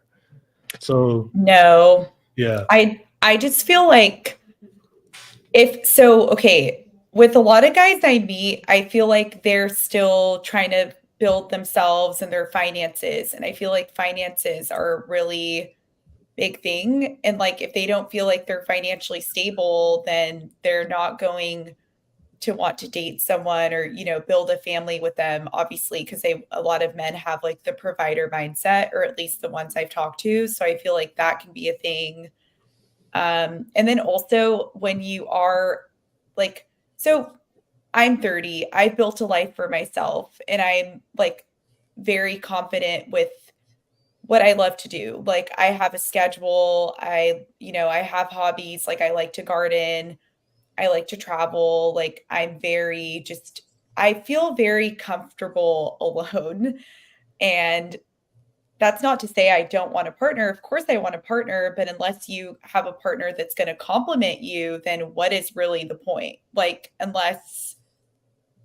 I don't want to date someone that I'm not really compatible with. Like, I want someone to add value to my life. I want to add value to their life.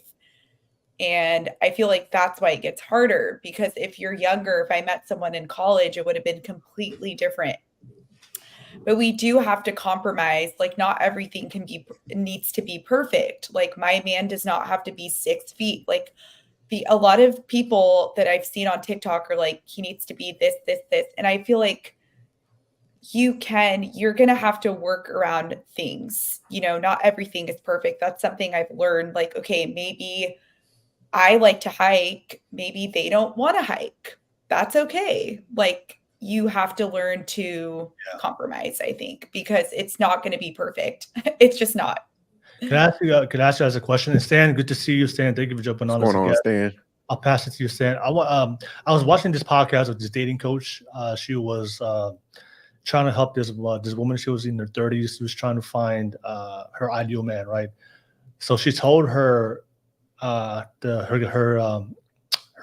client, you know what? Can you write down on this piece of paper all the things that you're looking for in a man, right? And then she damn near needed 3 pages.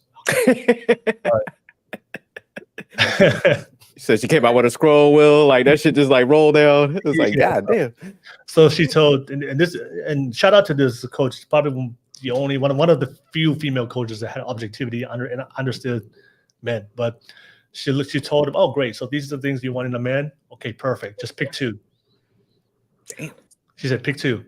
Out of all those things you just wrote down, pick 2 that's non-negotiable, that's most important out of all these things that you can make work. So I think a lot of like I think sometimes I believe when it comes to relationships, I think it's more about, because we had this discussion before, the difference between standards and preferences, right? So I think we're so caught up with the preferences, but I don't believe preferences is not what's gonna make people committed in a long-term committed relationship. So preferences would be, is he outgoing, or does he like to does he have the same hobbies, or is he 6 feet? Is he physically in shape? Is he, those are preferences that can change. But I think what's most important is like the morals, the character, the standards when it comes to, is he loyal? Is he trustworthy? Is he a hard worker? Is he very big on, is he very responsible when it comes to being a father, a great father, also, being a good husband, taking care of his family. Those are the things that's more important than the preferences of being over 6 foot and, he can hit his physically in good shape, right? So I think a lot of times social media has convinced a lot of both men and women that you can have your perfect man has all the things that on your checklist, like the lady that she wrote 3 pages. It's damn near impossible to find a guy that has everything in those 3 pages. All right. If you do find him, God bless you. All right. He's probably in heaven. But the chances of you finding that guy. So the reality is everybody. Will's over here crushing hopes. I don't believe in hope. I do believe in strategy and a plan, right? I do. So my question I want to ask you, Tina and Natan, I know you guys have a lot of preferences of the type of man that you guys want, because you guys mentioned before you're free spirited. You like to. I know Natan, you brought up. You're very big into health. You like to run. You like to travel.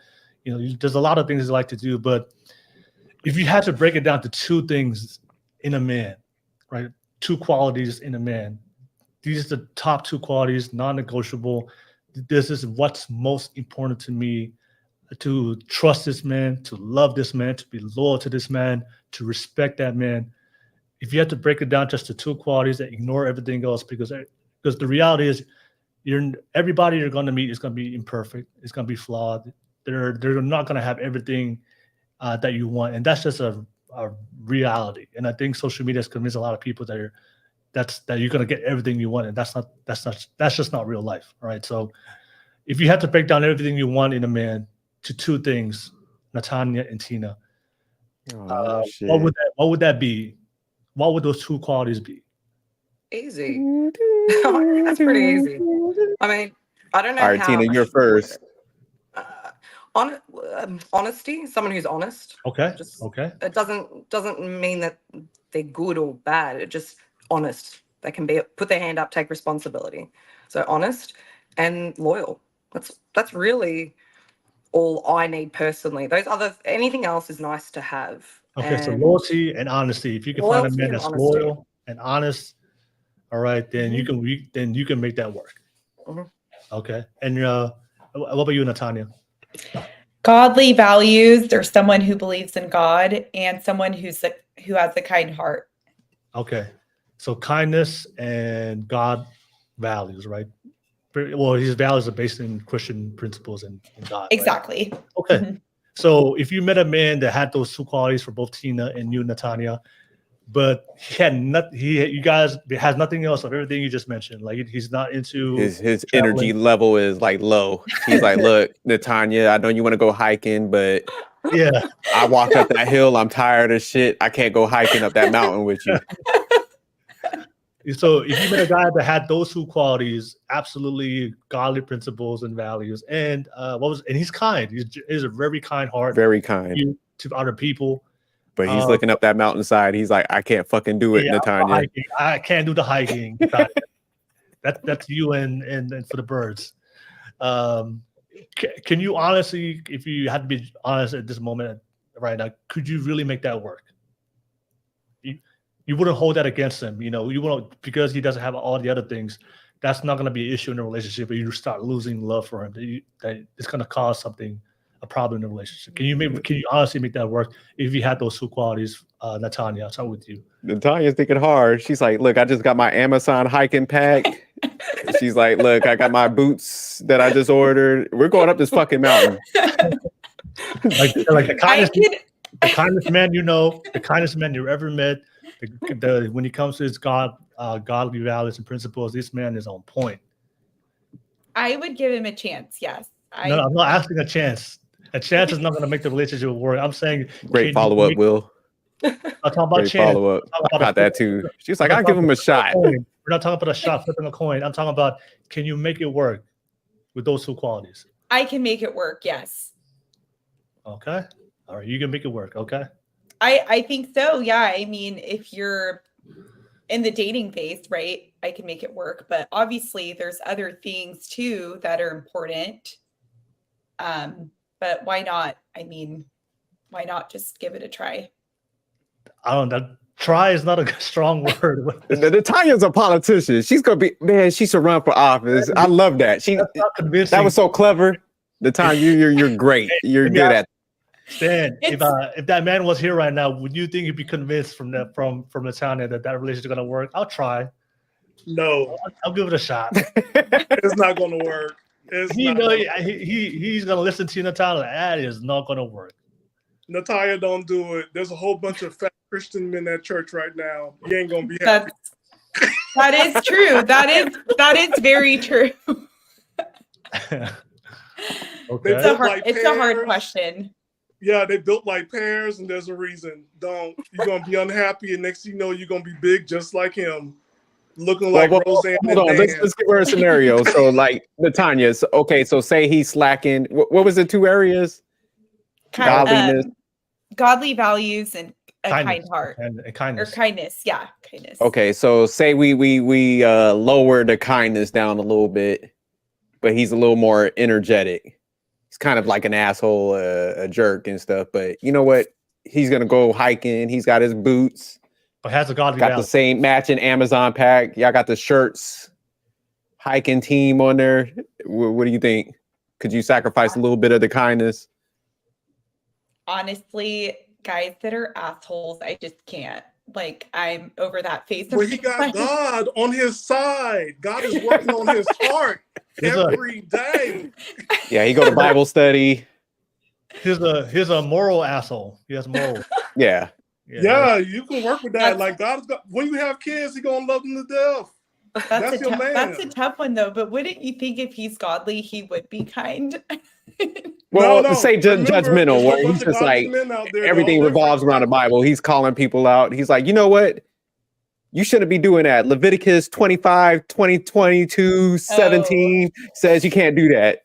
That's a little too, judgmental is like. Oh, okay. We're not perfect. No one's perfect. With that. So. But you see, as his wife, you are his other half. It works. Think about all the men in the Bible that was saved by their wife, even though they went off. There's a lot of examples. Okay. I mean, it's a good point. I mean, it's just like, it makes you think though, like having the two values, that's really tough. It's definitely tough, But having a husband that's built like Humpty Dumpty and wearing a bra size G. Let's not make it like let's not use Humpty. Yeah, you gave it a worst damn scenario. Yeah, that's the worst scenario. So say you meet a guy, he's not as fit as you, or maybe health conscious as you, but he's not fat. No. That's, I mean, if he's not he needs to just be health conscious. Like he doesn't have to go to the gym every day, because I don't. I go like 4 to 5 times a week. Okay. But I'm just saying, like, he needs to take care of himself, because that's really, really important to me. Yeah. What if he just does enough just to make sure that he's healthy, but he's not gonna go over be overly focused on health. That's fine. Like he doesn't have to be a bodybuilder, like a nutritionist or anything, but just as long as he's like taking care of himself, following all the right things. Because at the end of the day, health is wealth, right? Like you can be the richest person in the world, but if you don't have the health, then how's he even gonna like be there for his kids? So I think health is important. Okay. All right. Say he does.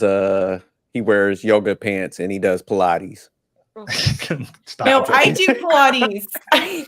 But this is a guy, like say he does that and he's like, hey, this is my routine. This is my regimen.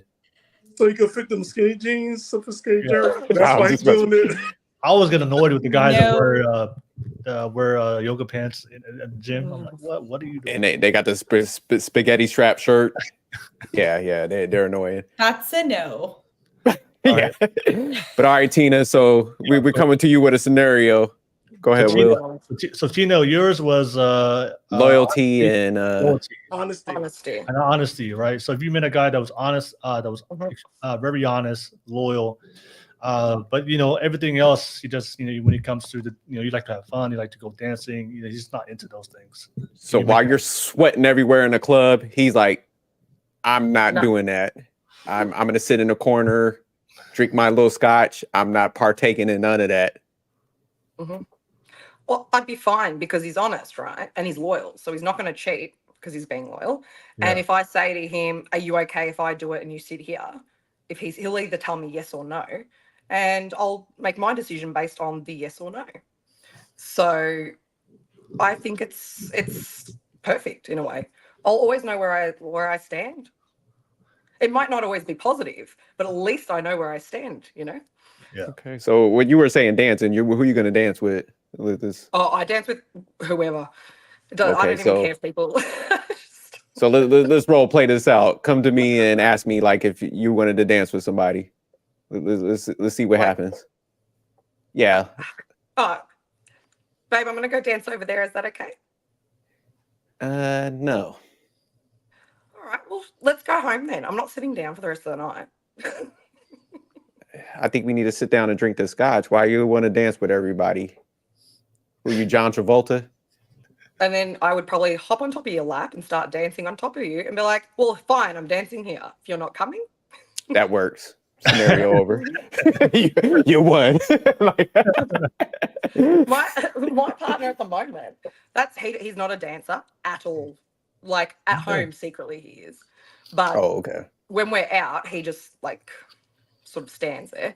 And one of my mates that I was with, he goes to me, he's like, wow, you really found a good one. He goes, everyone needs a guy that looks at you the way your partner looks at you when you're dancing off on a storm. Because he knows my attention's always on him. I might be off dancing, but I'll always find his eye in the crowd and I'll, say something cute to him, or he'll be like, do you want a drink? And I'm like, yeah, babe. And then he comes over and I'll be a bit cheeky. But if he was tired, boom, we'd go straight home. He's normally always like, you sure you don't want to stay? And I'm like, yeah, no, I'm done now. I prefer to go home, do something else. So that's what I mean. You can't go wrong with honest and then loyal. Okay. I agree. That makes sense. Yeah, I think some of the issue though, I would just say for females to be cautious, man, y'all have a ton of energy. And I don't think y'all are aware of like how much energy y'all have, and like y'all like want to pack a schedule. So I think guys are just like, that's a lot. So can we y'all just do take have a a ton. break? What's wrong with staying at home sometimes? We're paying a lot for this mortgage. Can we? There you go, enjoy Stan. I like house? that. I agree. I 100% agree with that. I actually say that. I'm like, I love going out occasionally. Yes. I prefer to stay at home, have a party. Why are we paying all this money to like live in this place if we're never utilizing it, so to speak? Yeah. And it's more comfortable. And if you get tired, you can wear whatever you want. And drinks aren't bloody $20 a drink. That's the whole bottle here. $20 for the drink, and then you can have 500 drinks. And like as I was just saying, my partner, he won't dance when we're out, but at home, it's something different story.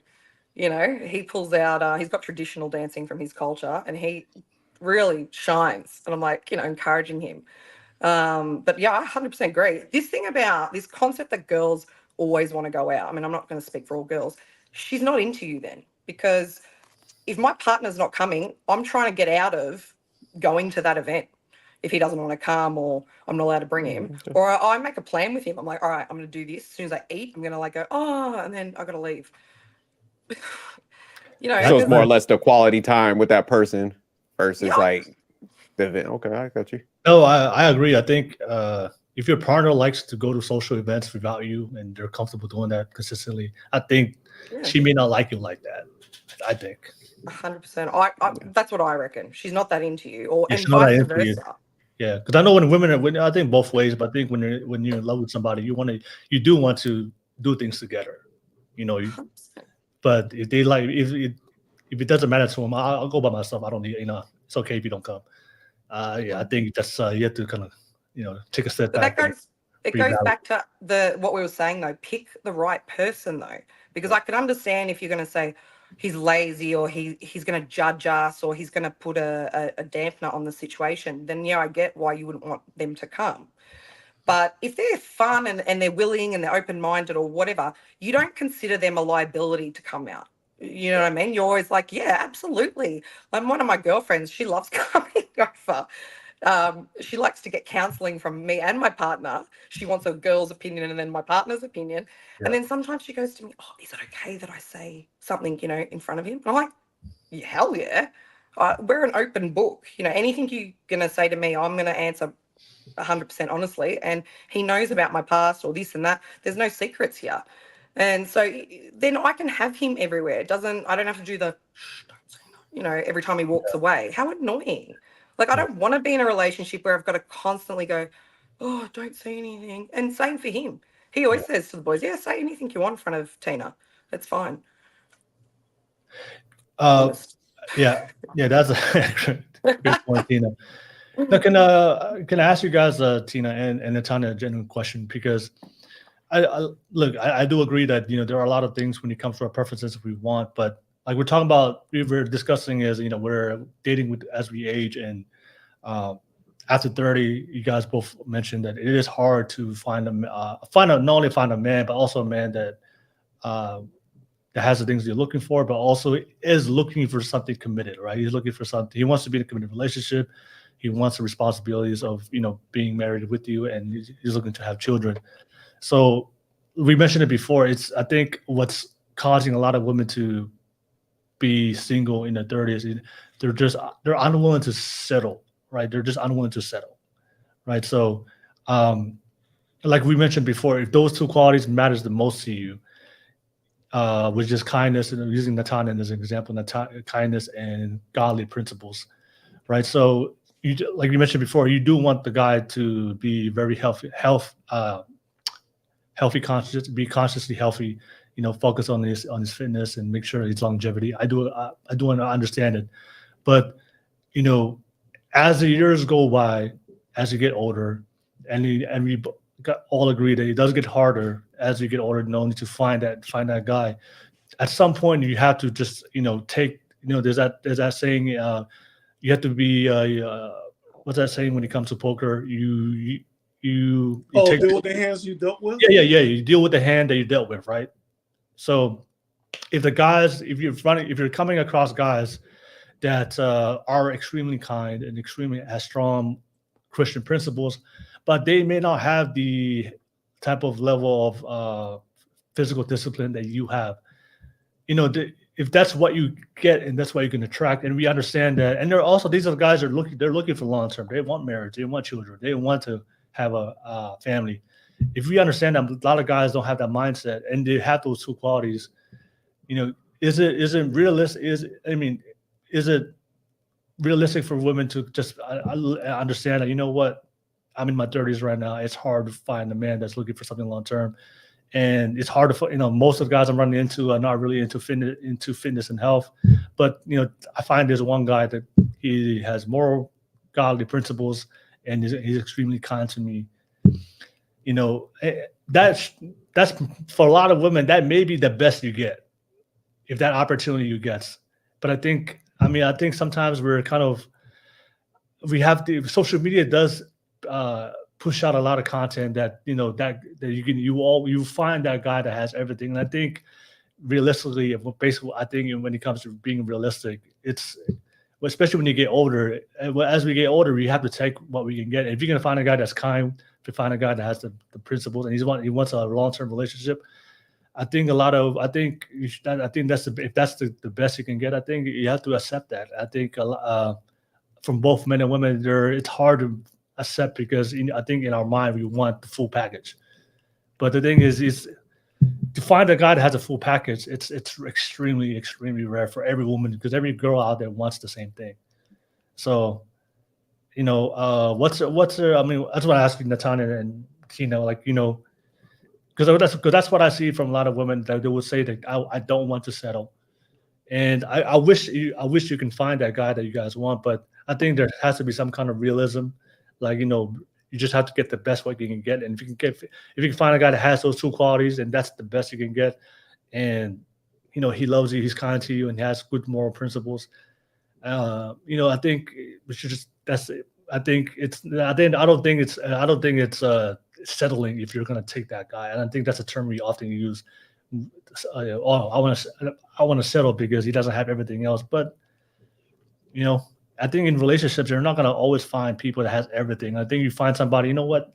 This person may not have everything I want, but he respects me, he loves me, and to be honest, that's what's most important in a relationship besides the the health. You can find a guy that can help you, but if he mistreats you and then he cheats on you, that health doesn't matter. But I don't know. That's just my observation, what I saw. I'll just pass it back to the panel because it's something I see for both men and women, like, especially in their 30s. Like I want to settle, and I want this ideal person that has everything. And if you can get that, great. But the thing is, for me, is I think as we get older, you just gotta take what life offers you. And if you happen to you can get. You can't do that. That's literally like you're almost saying like go to the hospital ward, and if anyone's willing to date you, just take it, you old cows. No, I'm not saying to just take everything. Like I mentioned before, you're not gonna get the whole full page of all the things that you're looking for, right? But that's because they're looking for the wrong thing, though. That's not what you don't need a man with a Mercedes. That's ridiculous. You need transportation, of course, but health, I think, I don't know, but I'm assuming you're talking about like to the point where he's going to be ending up in hospital and having a very short life. Oh no, I'm not talking about obese. I'm talking about like a guy. He's not obese. He's not fat, but he's just not into fitness. He's not into fitness, but he's not fat or obese, right? But guess what? But he might start getting into it. Because yeah. If you pick the right one, like he might okay, for example, my partner, we have football here. It's Australian rules football. It's different to NFL. Oh, which one? Soccer or rugby? Which one? No, it's called AFL. It's rugby. like rugby. It's rugby. Kind of like rugby. Hey, Joy, good to see you. And he was into soccer. Oh, sorry, Joy. Go ahead. He was only into soccer, and I said, well, whatever, but this will be happening once a week, every week. So, he is more crazy obsessed with it now than he annoys me about it now. And that was just like, it was organic. That was by himself. He thought, well, she's having fun while she's doing this thing that I've never seen, that I'm not interested in. We would have a laugh, have some drinks. And it's like, oh, I can get into this. But I didn't know that prior, let's say. Like, he was like, nah, I'm only into soccer. Oh, it's the best soccer. And I'm like, yeah, whatever. But now we love it, and it's something we do together. And I think even if we were to split up tomorrow, he would still like it, right? Yeah. So that's why I'm saying, like, anyone can change. One of my ex-partners loved comic books, Marvel and all that. I turned into the biggest nerd. His little hobby became my little hobby. Yes. And I loved it. You know what I mean? Like, and if you care about someone, that's exactly how you're going to behave in a relationship. You're not just going to be like, ugh, I hate that, I'm not doing it. If sport or fitness comes into it, you might go, all right, I'll give it a try. You don't have to love it, but give it a go at least. I think we forget about that. Like, a lot of us like things because we were in a relationship and it just become part of our lives because that person did have influence in our life. Mm-hmm. I mean, that's the sweetest thing about relationships. Like, when I was growing up, I thought a clean room smelled like Fritos until I had a girlfriend in college. It was like, no, you wearing the same shoes. You just put this outside and let's go ahead and clean. You know what I'm saying? Like, I didn't know I was a guy. I just like, okay, Fritos, this is clean. And she's like, But now, me and the smell goods in my house, it was because of her. So that's Joy's relationship. Yeah. Like an example I would use is like, I'm into health. I like to stay in shape, but if I attracted a woman that was a good woman, good values, she wanted to be a mother, respected me as a man, but maybe she's not into health as I am, but she said, I'll just make sure I'm not fat, but I probably won't be into the dedication, the type of health, the shape that you want me into, but I'll make sure that I'm not going to be fat and let myself go. Will, you going to be fat, Will. Because you're going to buy all the groceries. It's going to be like the most unhealthiest thing. And she's going to do them like Rachel Way shortcuts for cooking dinner. Dude, you're going to be pear-shaped. No,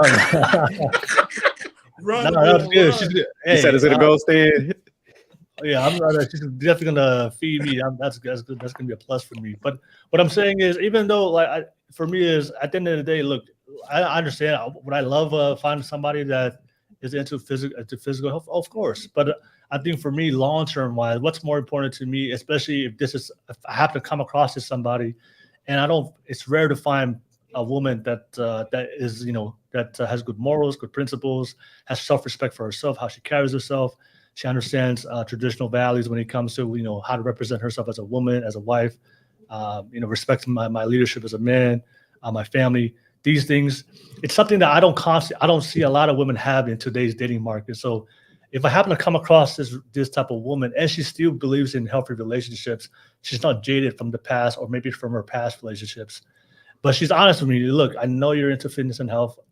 I've never done that in my whole life, but I understand that. Okay, you don't want me to be fat. I can work with that, but I won't be as motivated, as dedicated, be energetic to go to the gym with you and all these things. But I'll make sure that there is a baseline. I won't be fat, right? Yeah. Well, how's she gonna do that without working out, jogging, and diet? She'll work out. She'll work out, but she's not into fitness like me, right? Yeah. She'll do the bare minimum just to make sure. Okay, to help us out, what's your fitness like? What do you work out every day? Are you a CrossFitter? Like, oh yeah, I work out 5 times a week. Okay, Yeah, okay. 5 times a week, right? So the thing is, for me, is like, that for a lot of people that can be a non-negotiable. That'll be a reason why I can't make it work. But what I'm trying to say is, I think for me is what's more important to make the relationship work. I think is self-respect, loyalty, being a good woman, respecting me, how you represent me and my family, taking care of my children. That supersedes and that's more valuable than physical health. Now, of course, I don't want to be with a woman that just lets herself go and fat. But if I meet somebody that can compromise, you know what?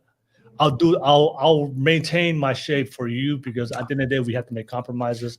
I'm not gonna get the woman that's gonna be into health like me, and I can accept that because I already know it's rare to find these types of women today in the modern dating world. I'm not just gonna push it away. So what I'm trying to say is, I think I think social media has convinced a lot of us that we have to get everything, and I think when we hit our 30s, it is generally hard to find people who are looking for something healthy and long term. If you happen to find somebody with qualities that is looking for that, and maybe not have the preferences that you want, I think you can kind of find some common ground, meet in the middle.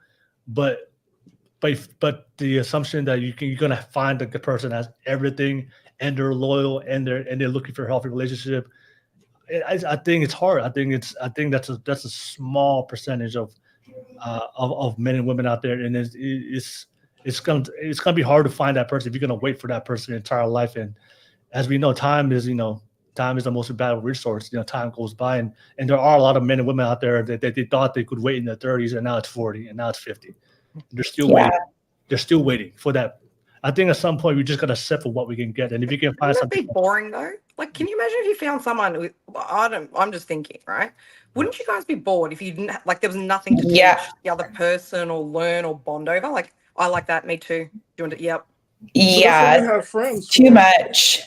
But no, that's why we have friends and family that Exactly. this person you with this is your, I don't like using this word partner, because when I hear partnership, I think that's equal, but it's not really equal, whatever. But this partner is at home.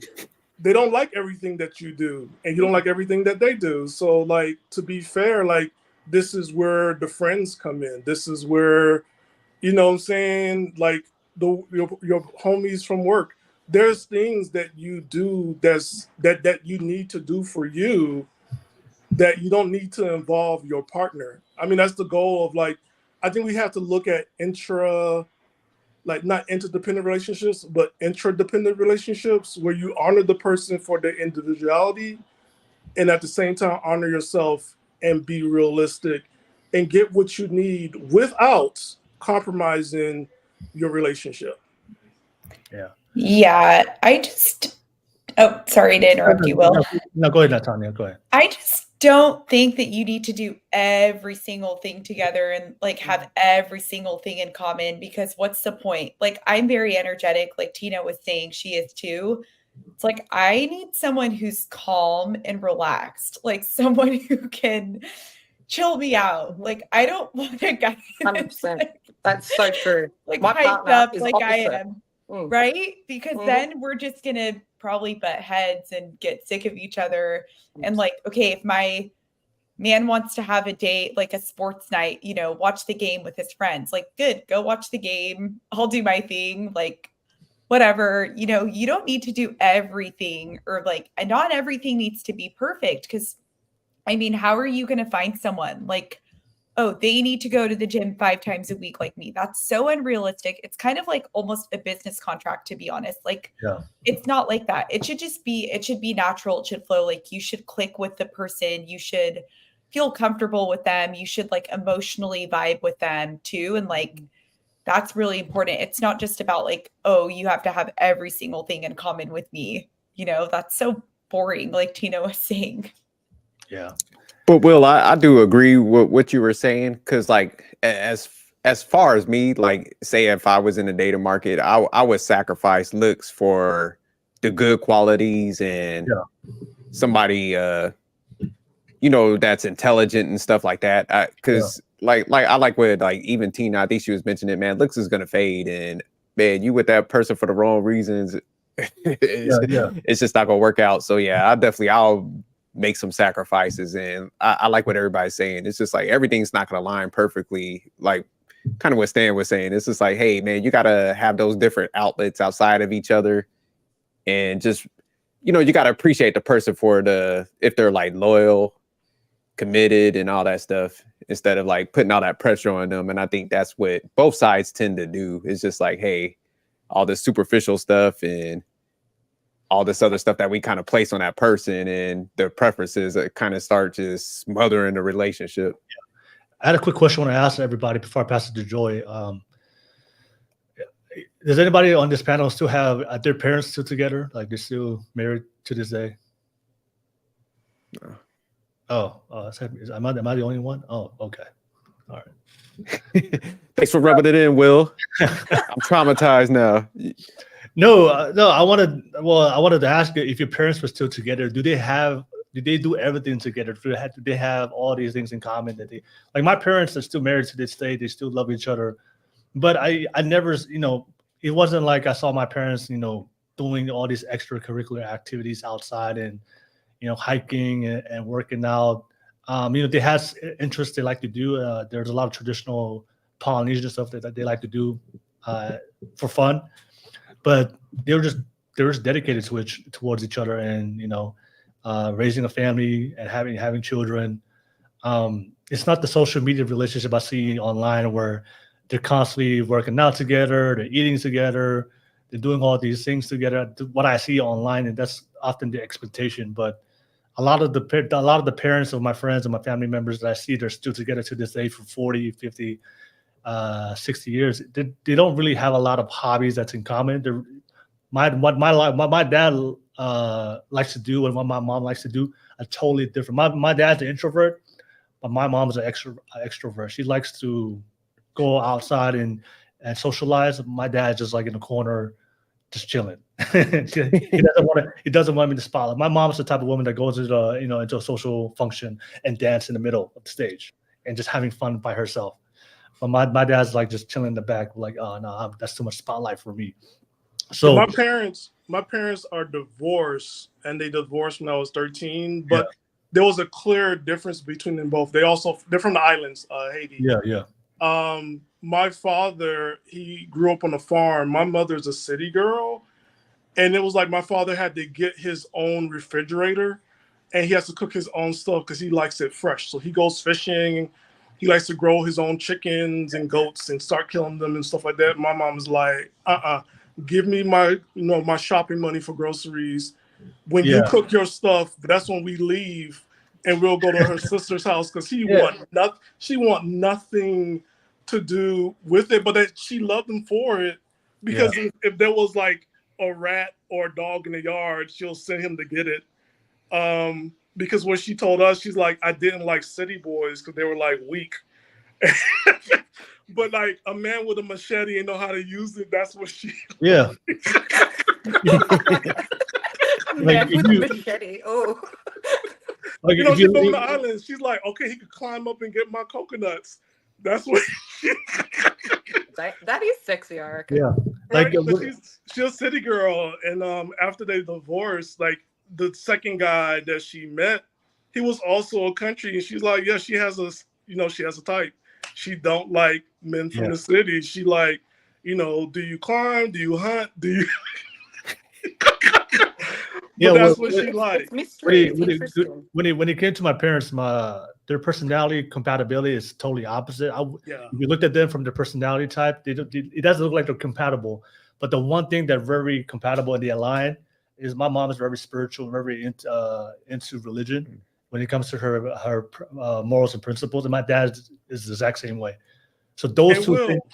Got a question for you, real quick. As a fellow Islander, did your parents take those Islander type of pictures? They just like nobody smile, like when they take a photo together. When they were younger, when you look at them, like they were just. No, I think we smiled. I think. Yeah,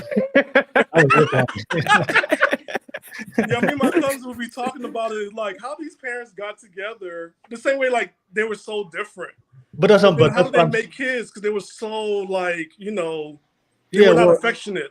Well, that's why I wanted to bring up. I think the personality, that's compatibility. I think that's what social media promotes. But I think what keeps the glue of a relationship is the moral compatibility, the values, right? That's what really matters to keep two people loyal and respectful towards each other. Because I see all the time, you see people that are, when it comes to personality type, they're incompatible when it comes to their interests and their hobbies. But when it comes to their values like loyalty, honesty, kindness, believing in God and their faith and commitment, they're really aligned on those two things. And that's what makes it work. And I think oftentimes we kind of overvalue the preferences more than the moral compatibility. And I think if you just happen to find a man or woman that has those moral and value compatibility with you and everything else, maybe in opposite, I think you can make it work if you both have the same. But I think oftentimes like, okay, I found the moral and the values, but I need everything else. I'll no thanks. I think the future guy I'm gonna eventually meet is gonna have the morals and the values and everything else. And I think that's a stretch. I think it's rare to find people like that. And so I think a lot of people are waiting for that Mr. Right or Mrs. Right. And as we get older, we all know it gets harder as we get older, the 30s, 40s, 50s. But Go ahead, SJ. I got a question for you. Yeah, I was just gonna say, like, I agree with you. So I think you do gotta align on those principles. But I think eventually, like, one things I had to get better with myself because I was like super ambitious, boring and shit. But I was like, okay, I do gotta start like letting up and getting out there and going on vacations and stuff. Because my wife likes hiking too, so it's like, man, you do gotta open yourself up because you've compromised. Yeah, you gotta start compromising. But I think you gotta align with the principles first and then like expand out. So I agree with you on that. Because I believe over time when you truly love somebody, I think that's you're willing to put in the effort. You may be not the best, but you do try just to make your partner happy. But Stan, those pictures sound like some prison mug shots, man. Like nobody smiling and stuff. They're not affectionate. They like what they like. I can't believe you touched me and I got 5 kids. Yeah, that's what. Well, Will, I noticed you put the guys in there, but like, let's be realistic. Us guys, we just happy to get a girl. It's like, ladies, if you just touch us like a dog, and we're like, what do you need? What do you want? I'll work 3 jobs. Men are easy. We just like, oh my God, I got. That's not the best word. We're simple. We're not easy. We're simple. We're easy. We're very. If you find a man that think too much, he's into himself. So like, nah. Just toss Stan us a tripping. Scooby snack and we're There's ready to go. there's a lot of Got some guys. smoke for Stan, but I know you want to get Joy there, but I want to circle back to Stan's comment that he put in his chat. Stan's on one tonight. Yeah, let me just pass it to Joy, and then I know we'll start concluding. Joy is Stan simping. So Joy, I'll pass it to you, and then we'll kind of conclude the show after Joy to get everybody's final thoughts. Thank you so much for everybody that's watching so far. I appreciate you guys for joining and tuning in. But Joy, we're just talking about, do people get better with age, and does dating get easier or harder as we age, especially past 30? What was the first part you said? Do we get better with age, and does dating get easier or better or harder past 30? Okay, I'm gonna answer the second part pretty easily. It does get harder. But personally, I feel like we get better. So I don't think it's like a win-win situation. I feel like for me, and that's funny because I was reflecting on that today. I feel like me as a person now has grown, mid-30s. I've gone through so many things. So now I feel like I am happy with the person I am. There's always improvement, right? But it's also been harder to date, to meet somebody that I feel is compatible with me, or, I feel like we can actually pursue something, right? So, just to reiterate that, I do feel like we do get better as we age, but it does get harder to date. Okay. All right. Thank you so much, Joy. Hey, I had a question I want to ask the ladies real quick, Joy, Tina, and Natanya. Have you guys ever met a guy in your past that he generally had good morals and values, and you could tell that he would definitely be willing to be in a committed, loyal, respectful relationship with you, but maybe you guys weren't compatible when it came to personality, when it came to hobbies, it came to interests, and you kind of let that guy go. Have you guys met that type of guy before in the past? Yeah. Yeah? Okay. Mm-hmm. Tina? I think I thought I did sometimes, but then I think, well, no, because then I'd be with them. Like, it obviously wasn't the right person. Yeah. What about you, Natanya? I feel like we weren't compatible, not just hobbies or interests, but I'm trying to think actually. I feel like we had hobbies and interests in common, but like there was something else that was missing, like an emotional connection. So it doesn't really apply to your question. Sorry, because I can't think of an example. No, I'm just interested. No, because I've seen videos online. I don't know if you guys seen it before, where the women who are in the 30s or 40s or in the 50s, because they understand it's harder at this point right now. But they would talk about, oh man, there was a guy in the past where I kind of overlooked because he didn't have the similar personality or interests or hobbies. But generally, he was a good dude. Like he would love me. He would have loved you and respected me and be in a committed relationship. But if they had to go back, they were like, man, I would have taken that guy at that point. There's a lot of videos like that, so that's why I was interested, because I think sometimes in life we kind of run into people, and I think there are, as we get older, we realize it does get harder. But I think if we generally find somebody that has most of the things we look for and we can make it work, I think we should explore that option instead of just hope, let it go and hope that similar person comes along with everything else that you're looking for. Jerk, did you want to add on, Jerk, or ask a question? No, I'm good right now. Okay. Oh, Joy, sorry. you want to say something, Joy? Go ahead, Joy. No, just to add on to your question about, if we've ever met somebody that we think is compatible, but there's just some things that are just not matching. Most recently, a few months ago, yes, I had that similar situation where it's like I felt like this guy was a really good guy overall, but I didn't want to be the one to ruin that, right? Because I'm like, well, I'm not 100% sure of that person. So, and I mean, he was like willing to do anything. I mean, he was a gentleman. He was respectful. He, met a lot of good qualities, but I would question myself and I'd be like, there's something missing, right? And I know if I'm unsure now and we're not even in a relationship I won't even pursue it, right? So I cut it off because I felt like that was the right thing to do. He did try to circle back, but my feelings didn't really change. And I think that little bit of time where we did spend apart, then I realized, I don't really miss this person, So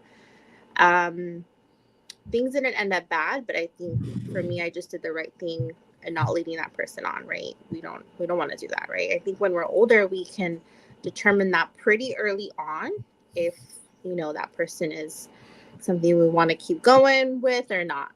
So it's just kind of like my example. Okay. Fair enough. All right. Thank you so much for sharing that, Joy. Mhm. But I'll pass it back to the panel. Tina, Tanya, before we conclude, is there anything you guys want to, a question or thing you want to bring up before we conclude the pod, Tanya and Tina? I think the interesting thing is about settling. And I know there's a lot of the problem is there's a lot of aspects at play here. There's culture, there's, family and expectations out of a relationship. But if we're talking pure love, or, if you're interested in love, which I think is what makes a relationship sort of last, because looks doesn't make you change your mind about things or, negotiate or anything like that. Love does, though.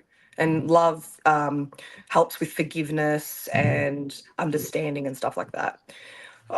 I had what would have on paper been a perfect relationship when I was quite young, but something always felt wrong. Nothing like evident, like I could see little things, like little tiny flags, and I thought, oh, could I really do that forever? And it used to literally wake me up in my sleep. I'd have nightmares about having a child with this person because I thought, oh, that's going to happen. I was scared to get married to this person.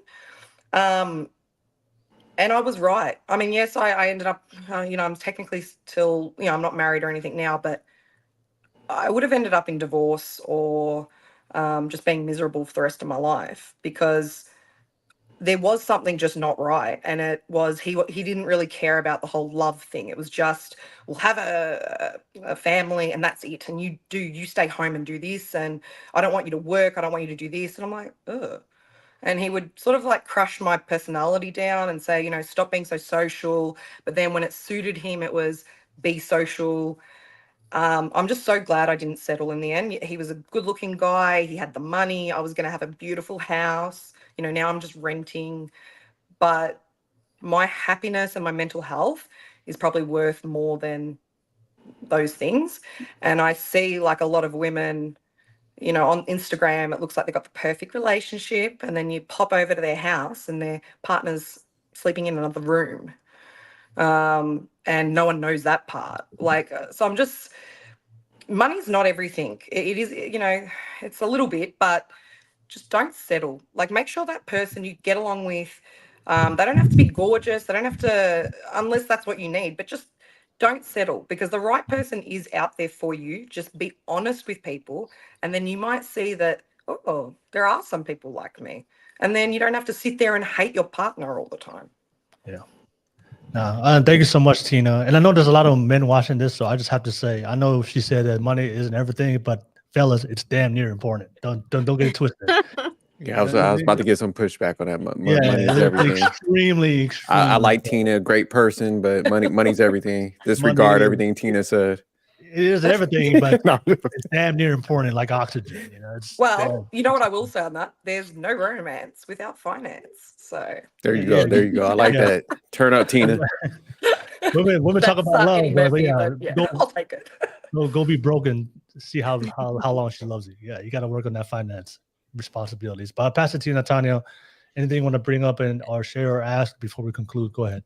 Yeah, I'm trying to understand a man's perspective. So there's this thing on TikTok where a lot of people are saying, or just on the internet, I guess, a lot of people are saying sometimes men will settle for the woman that's in front of them when they want to get married. Because I feel like with guys I've dated in the past, it's the topic of they'll be like, oh, I'm looking for something serious like you. And then it'll come down to it. And they'll be like, oh, I'm not ready. I'm not ready for a commitment. I'm not ready for a relationship. Okay, sorry, I'm asking a lot of questions, but You're good. Like, okay, so do you know how we have all this set of criteria or whatever? Like, do guys have that as specific as we do? And then, like, do you guys just settle when you're ready for the woman who's in front of you? Like, do you guys think that's true? Because that's a thing right now. Okay, go ahead, Jerk. I don't think we look at it as like settling. I think if we see like good qualities in somebody, men typically be like, you know what, I might have had some preferences, but we're not so like fixated on them. Because like a dude could have a list of some preferences that he might like, but if he sees a girl that's like he finds attractive and got some good qualities, it could be like totally opposite. And he's like, you know what, she's got the good qualities. This is what I like. And he's not looking at it like I settled. So I think the settling is more on the female side from what I tend to see, where it's just like, it's something with y'all. I tell people all the time, once y'all feel like y'all settling, you might get with that person, but it like kind of eats you up in the inside, where I don't think guys like view it like that. It's just like, nah, this is a good person. This is who I want to be with. They kind of look at that person like above like what people would tend to be as far as settling. They're like, nah, this is a good person. I just think they got great qualities. I like it. Okay. Thank you I so like much, Jerk. What were you stand? Okay, this is going to tie in the question that you asked the ladies about regrets. I'm going to say yes, we do think about it. I think about it later, and then my actions causes the breakup of a relationship. My biggest regrets was like there's two women that I could have gotten married to, but I have this idea I wanted a BAP, which is a Black American princess, again from the islands. That's what I wanted. The first girl was white, the other girl was Asian. But they had everything good, and I dated them, but I was still waiting for her to come. Yeah. So that was my bad. I was like, okay, this is California. Let me just go ahead and have these experiences. And yeah, it's I should have gone ahead and did it, but hate to say it, I did use them as placeholders, and it wasn't cool. But I was young. Yeah, thank you so much, Stan. You piece of Stan, shit, Stan. Stan delusional. You're waiting for that island princess or everything. No, not island. Black American princess. Black American I leave princess. Islanders alone. I wanted an American girl. A Black American princess. Okay. Yeah, like a Tyra So Banks. follow up, Stan. Are you open now? Are you open? After Now you done I am screwed up. with therapy and, Oh, and okay. coaching. Oh I yeah. have to. There's a T-shirt my coach told me to wear. I'm single because I only date Black girls. But that's Yeah. But that's from my dating coach. But yeah, I'm open. Like I gotta be open. And they had everything Will talked about. They had the family values. They had everything. But it was just this one little thing I really wanted from childhood that I just did not let that go. Yeah, that's true. Now, just to respond to Natanya, I do agree with the Jerk. We don't see it as settling, because I think when it comes to dating, we live in two different worlds for women. So I think the reason why a lot of women feel like it's settling, because you have the luxury of just waiting for men to come to you, and you have the option to choose which one do you want. For as men, we have to kind of put in the work to court you. And a lot of women don't understand the male process of dating. It's a lot of effort and work that we have to take you out. We have to go on date. We have to approach you in the fear of getting rejected. We have to, make sure that you like us after we approach you, plan a date, take on a date. So there's a lot of things that we have to do as a man just to get you to like us, just to get you to want to be with us. And for us, we're very simple. We just want a woman that's friendly, that likes us, respects us, that has good qualities, that represents us, or represent us in a good way, and be a good wife and raise good children. That's pretty much all we're looking for. So for a lot of guys, we just get tired of the dating process over and over again. So if we finally come across a girl that has all these things, and we'll just take it. We're not going to go back to the dating world and, go plan dates again, take her out on dates, buy dinners, do all these things, the things that we generally have to do as a man to take you out, to court you. to make you feel, to make you like us, and eventually you want to commit to us. So I think for a lot of guys, when we finally find that one girl that just simple, good values, likes us, respects us, I'm good. I'm not gonna go back out there and let her go and try to find a whole new one and try to go through the whole dating and courting phase all over again. But you, as women, you have the luxury. You guys are all attractive women. There's guys are gonna approach you. There's guys are gonna be sliding in your DMs.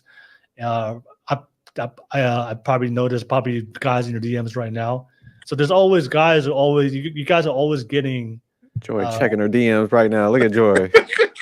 Joy looking them up. Like, so you guys are always getting men to come to you, but we're different from the men's perspective. Women aren't going to come to us to approach us and date us and take us on dates. We have to do that. That's the societal expectation and standard. So if we want somebody, we have to go and be active and make things happen. So if we finally find a woman that's willing to accept us and love us and respect us, and we do all that, we're good. Like, I'll take that deal. I'll take that deal all day, because it's hard to get rejected. Okay, go find another one, do that all over again. As women, you just sit back. When the best 10 men approach, you pick the one out of the 10 guys that you like the most attractive one, and just go with that. Go ahead. No, the question but wouldn't that be settling then? Because you're not seeing there might be other women, because you date this one, that would be 3 more might pop up for you to pick from. No, I don't think it's it's not settling. Like I said, it's not settling just because we don't have the luxury just to sit back and women are just coming to us. So for us, I think from my perspective, but as we get older though, they are jumping and coming to us. But there's still a courting process that we have to go through.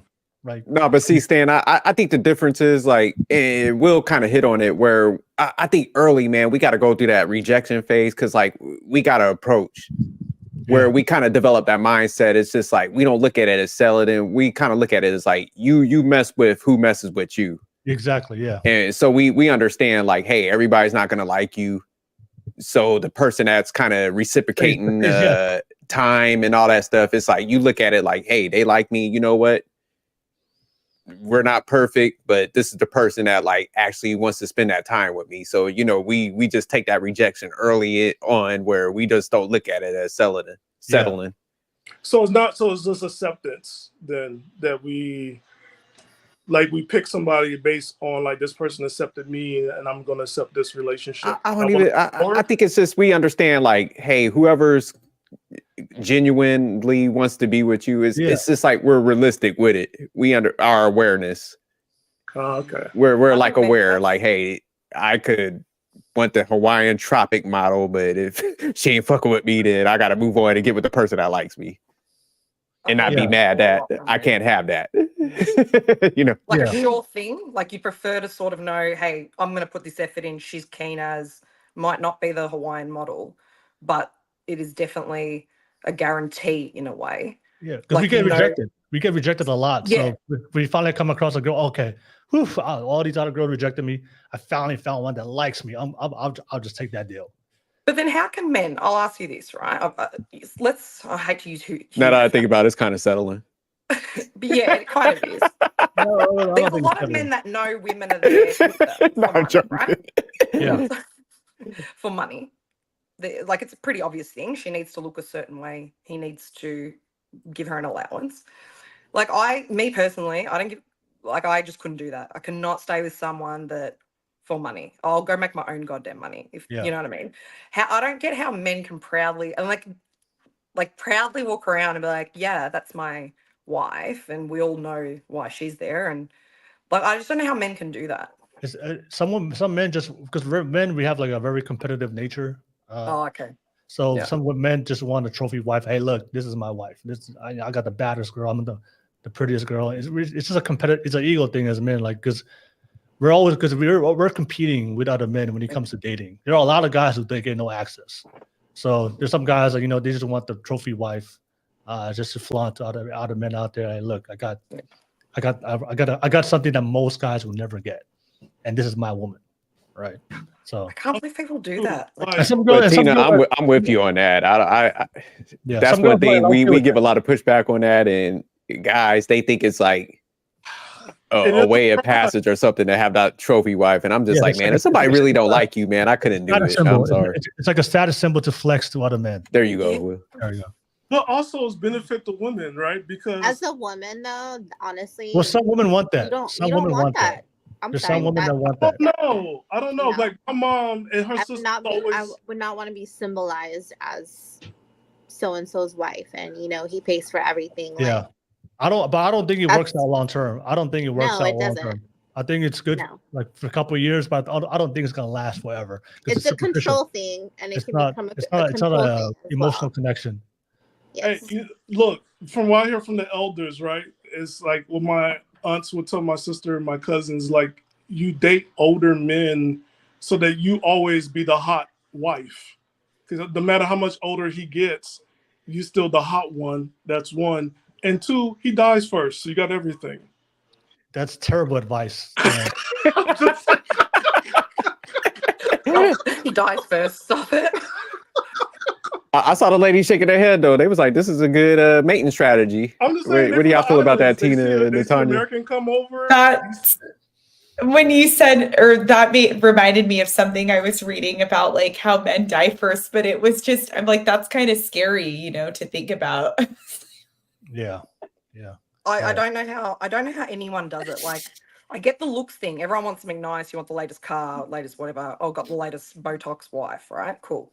Yeah. But how about when like no one's around and you've got bad news or someone's died or I don't know, something really for you, and you turn to your partner and they're like, whatever. I want that new Chanel handbag, and vice versa, right?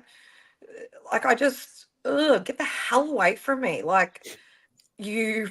Like it's not like I'm not your business employer. Like this should be love, And I said it not long ago, but yeah.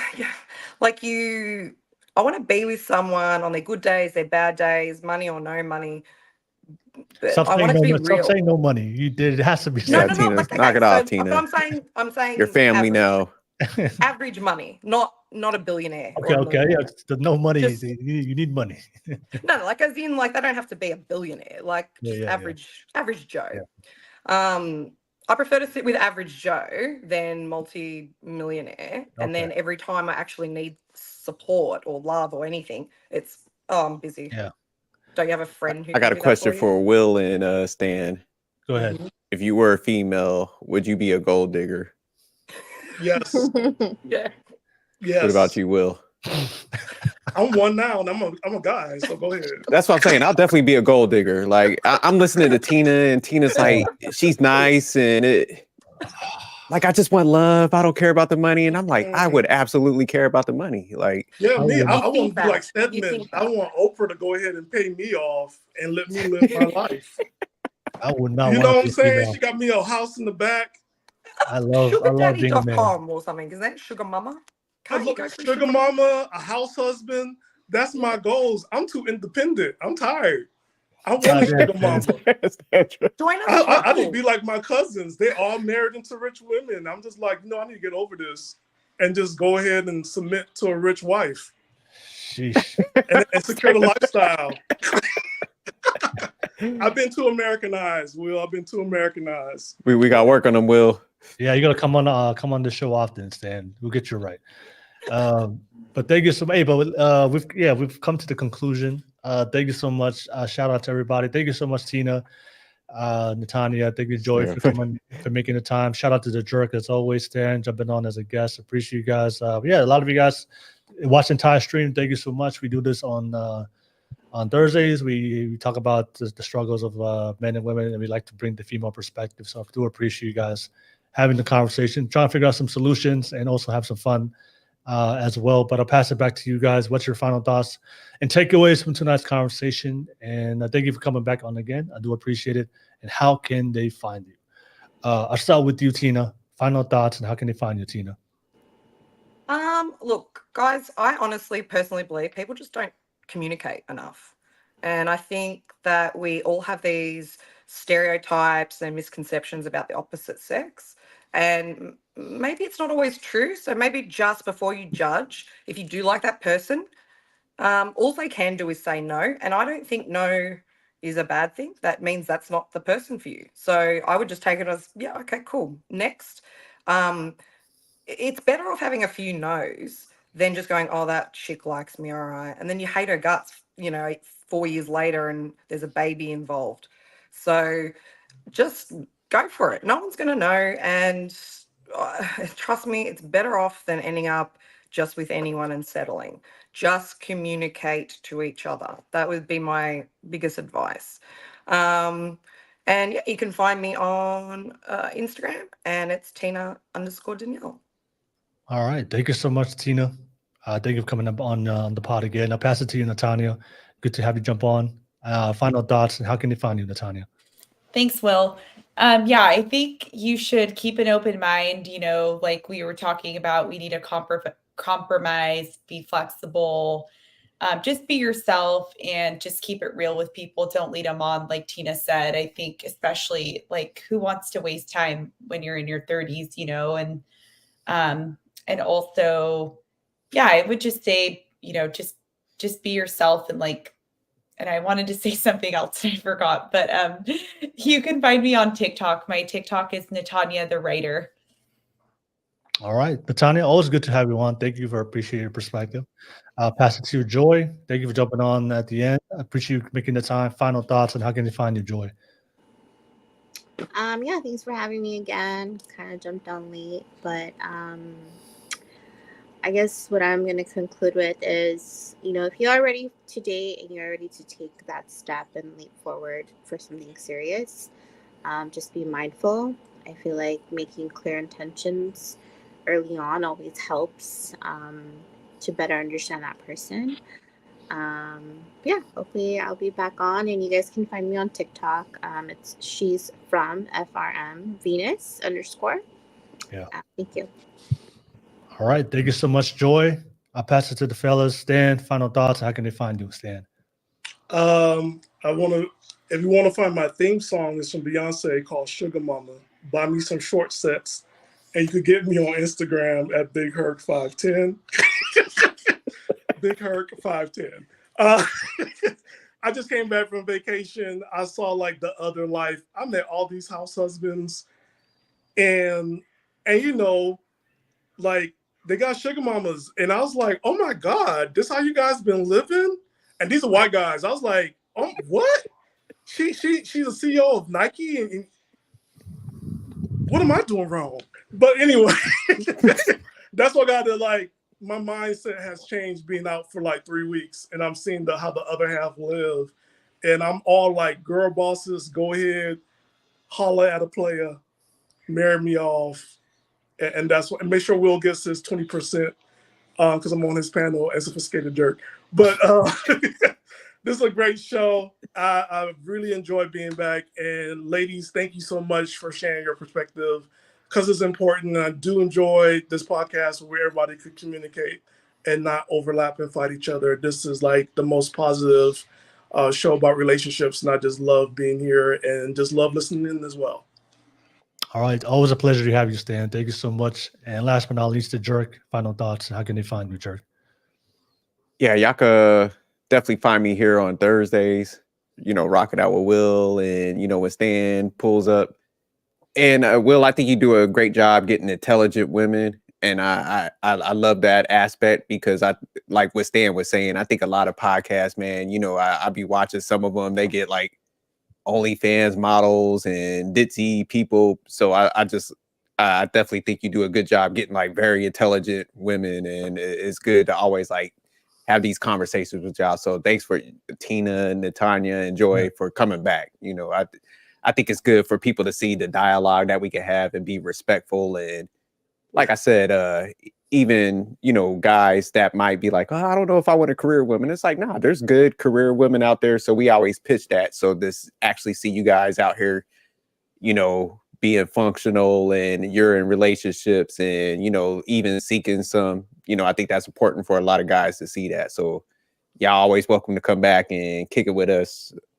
But thanks again, Will and Stan. We're gonna find you that boss chick. We're gonna get you somebody. Open Winfrey, I need that money. I'm tired of work, ladies. Just put me in the allowance.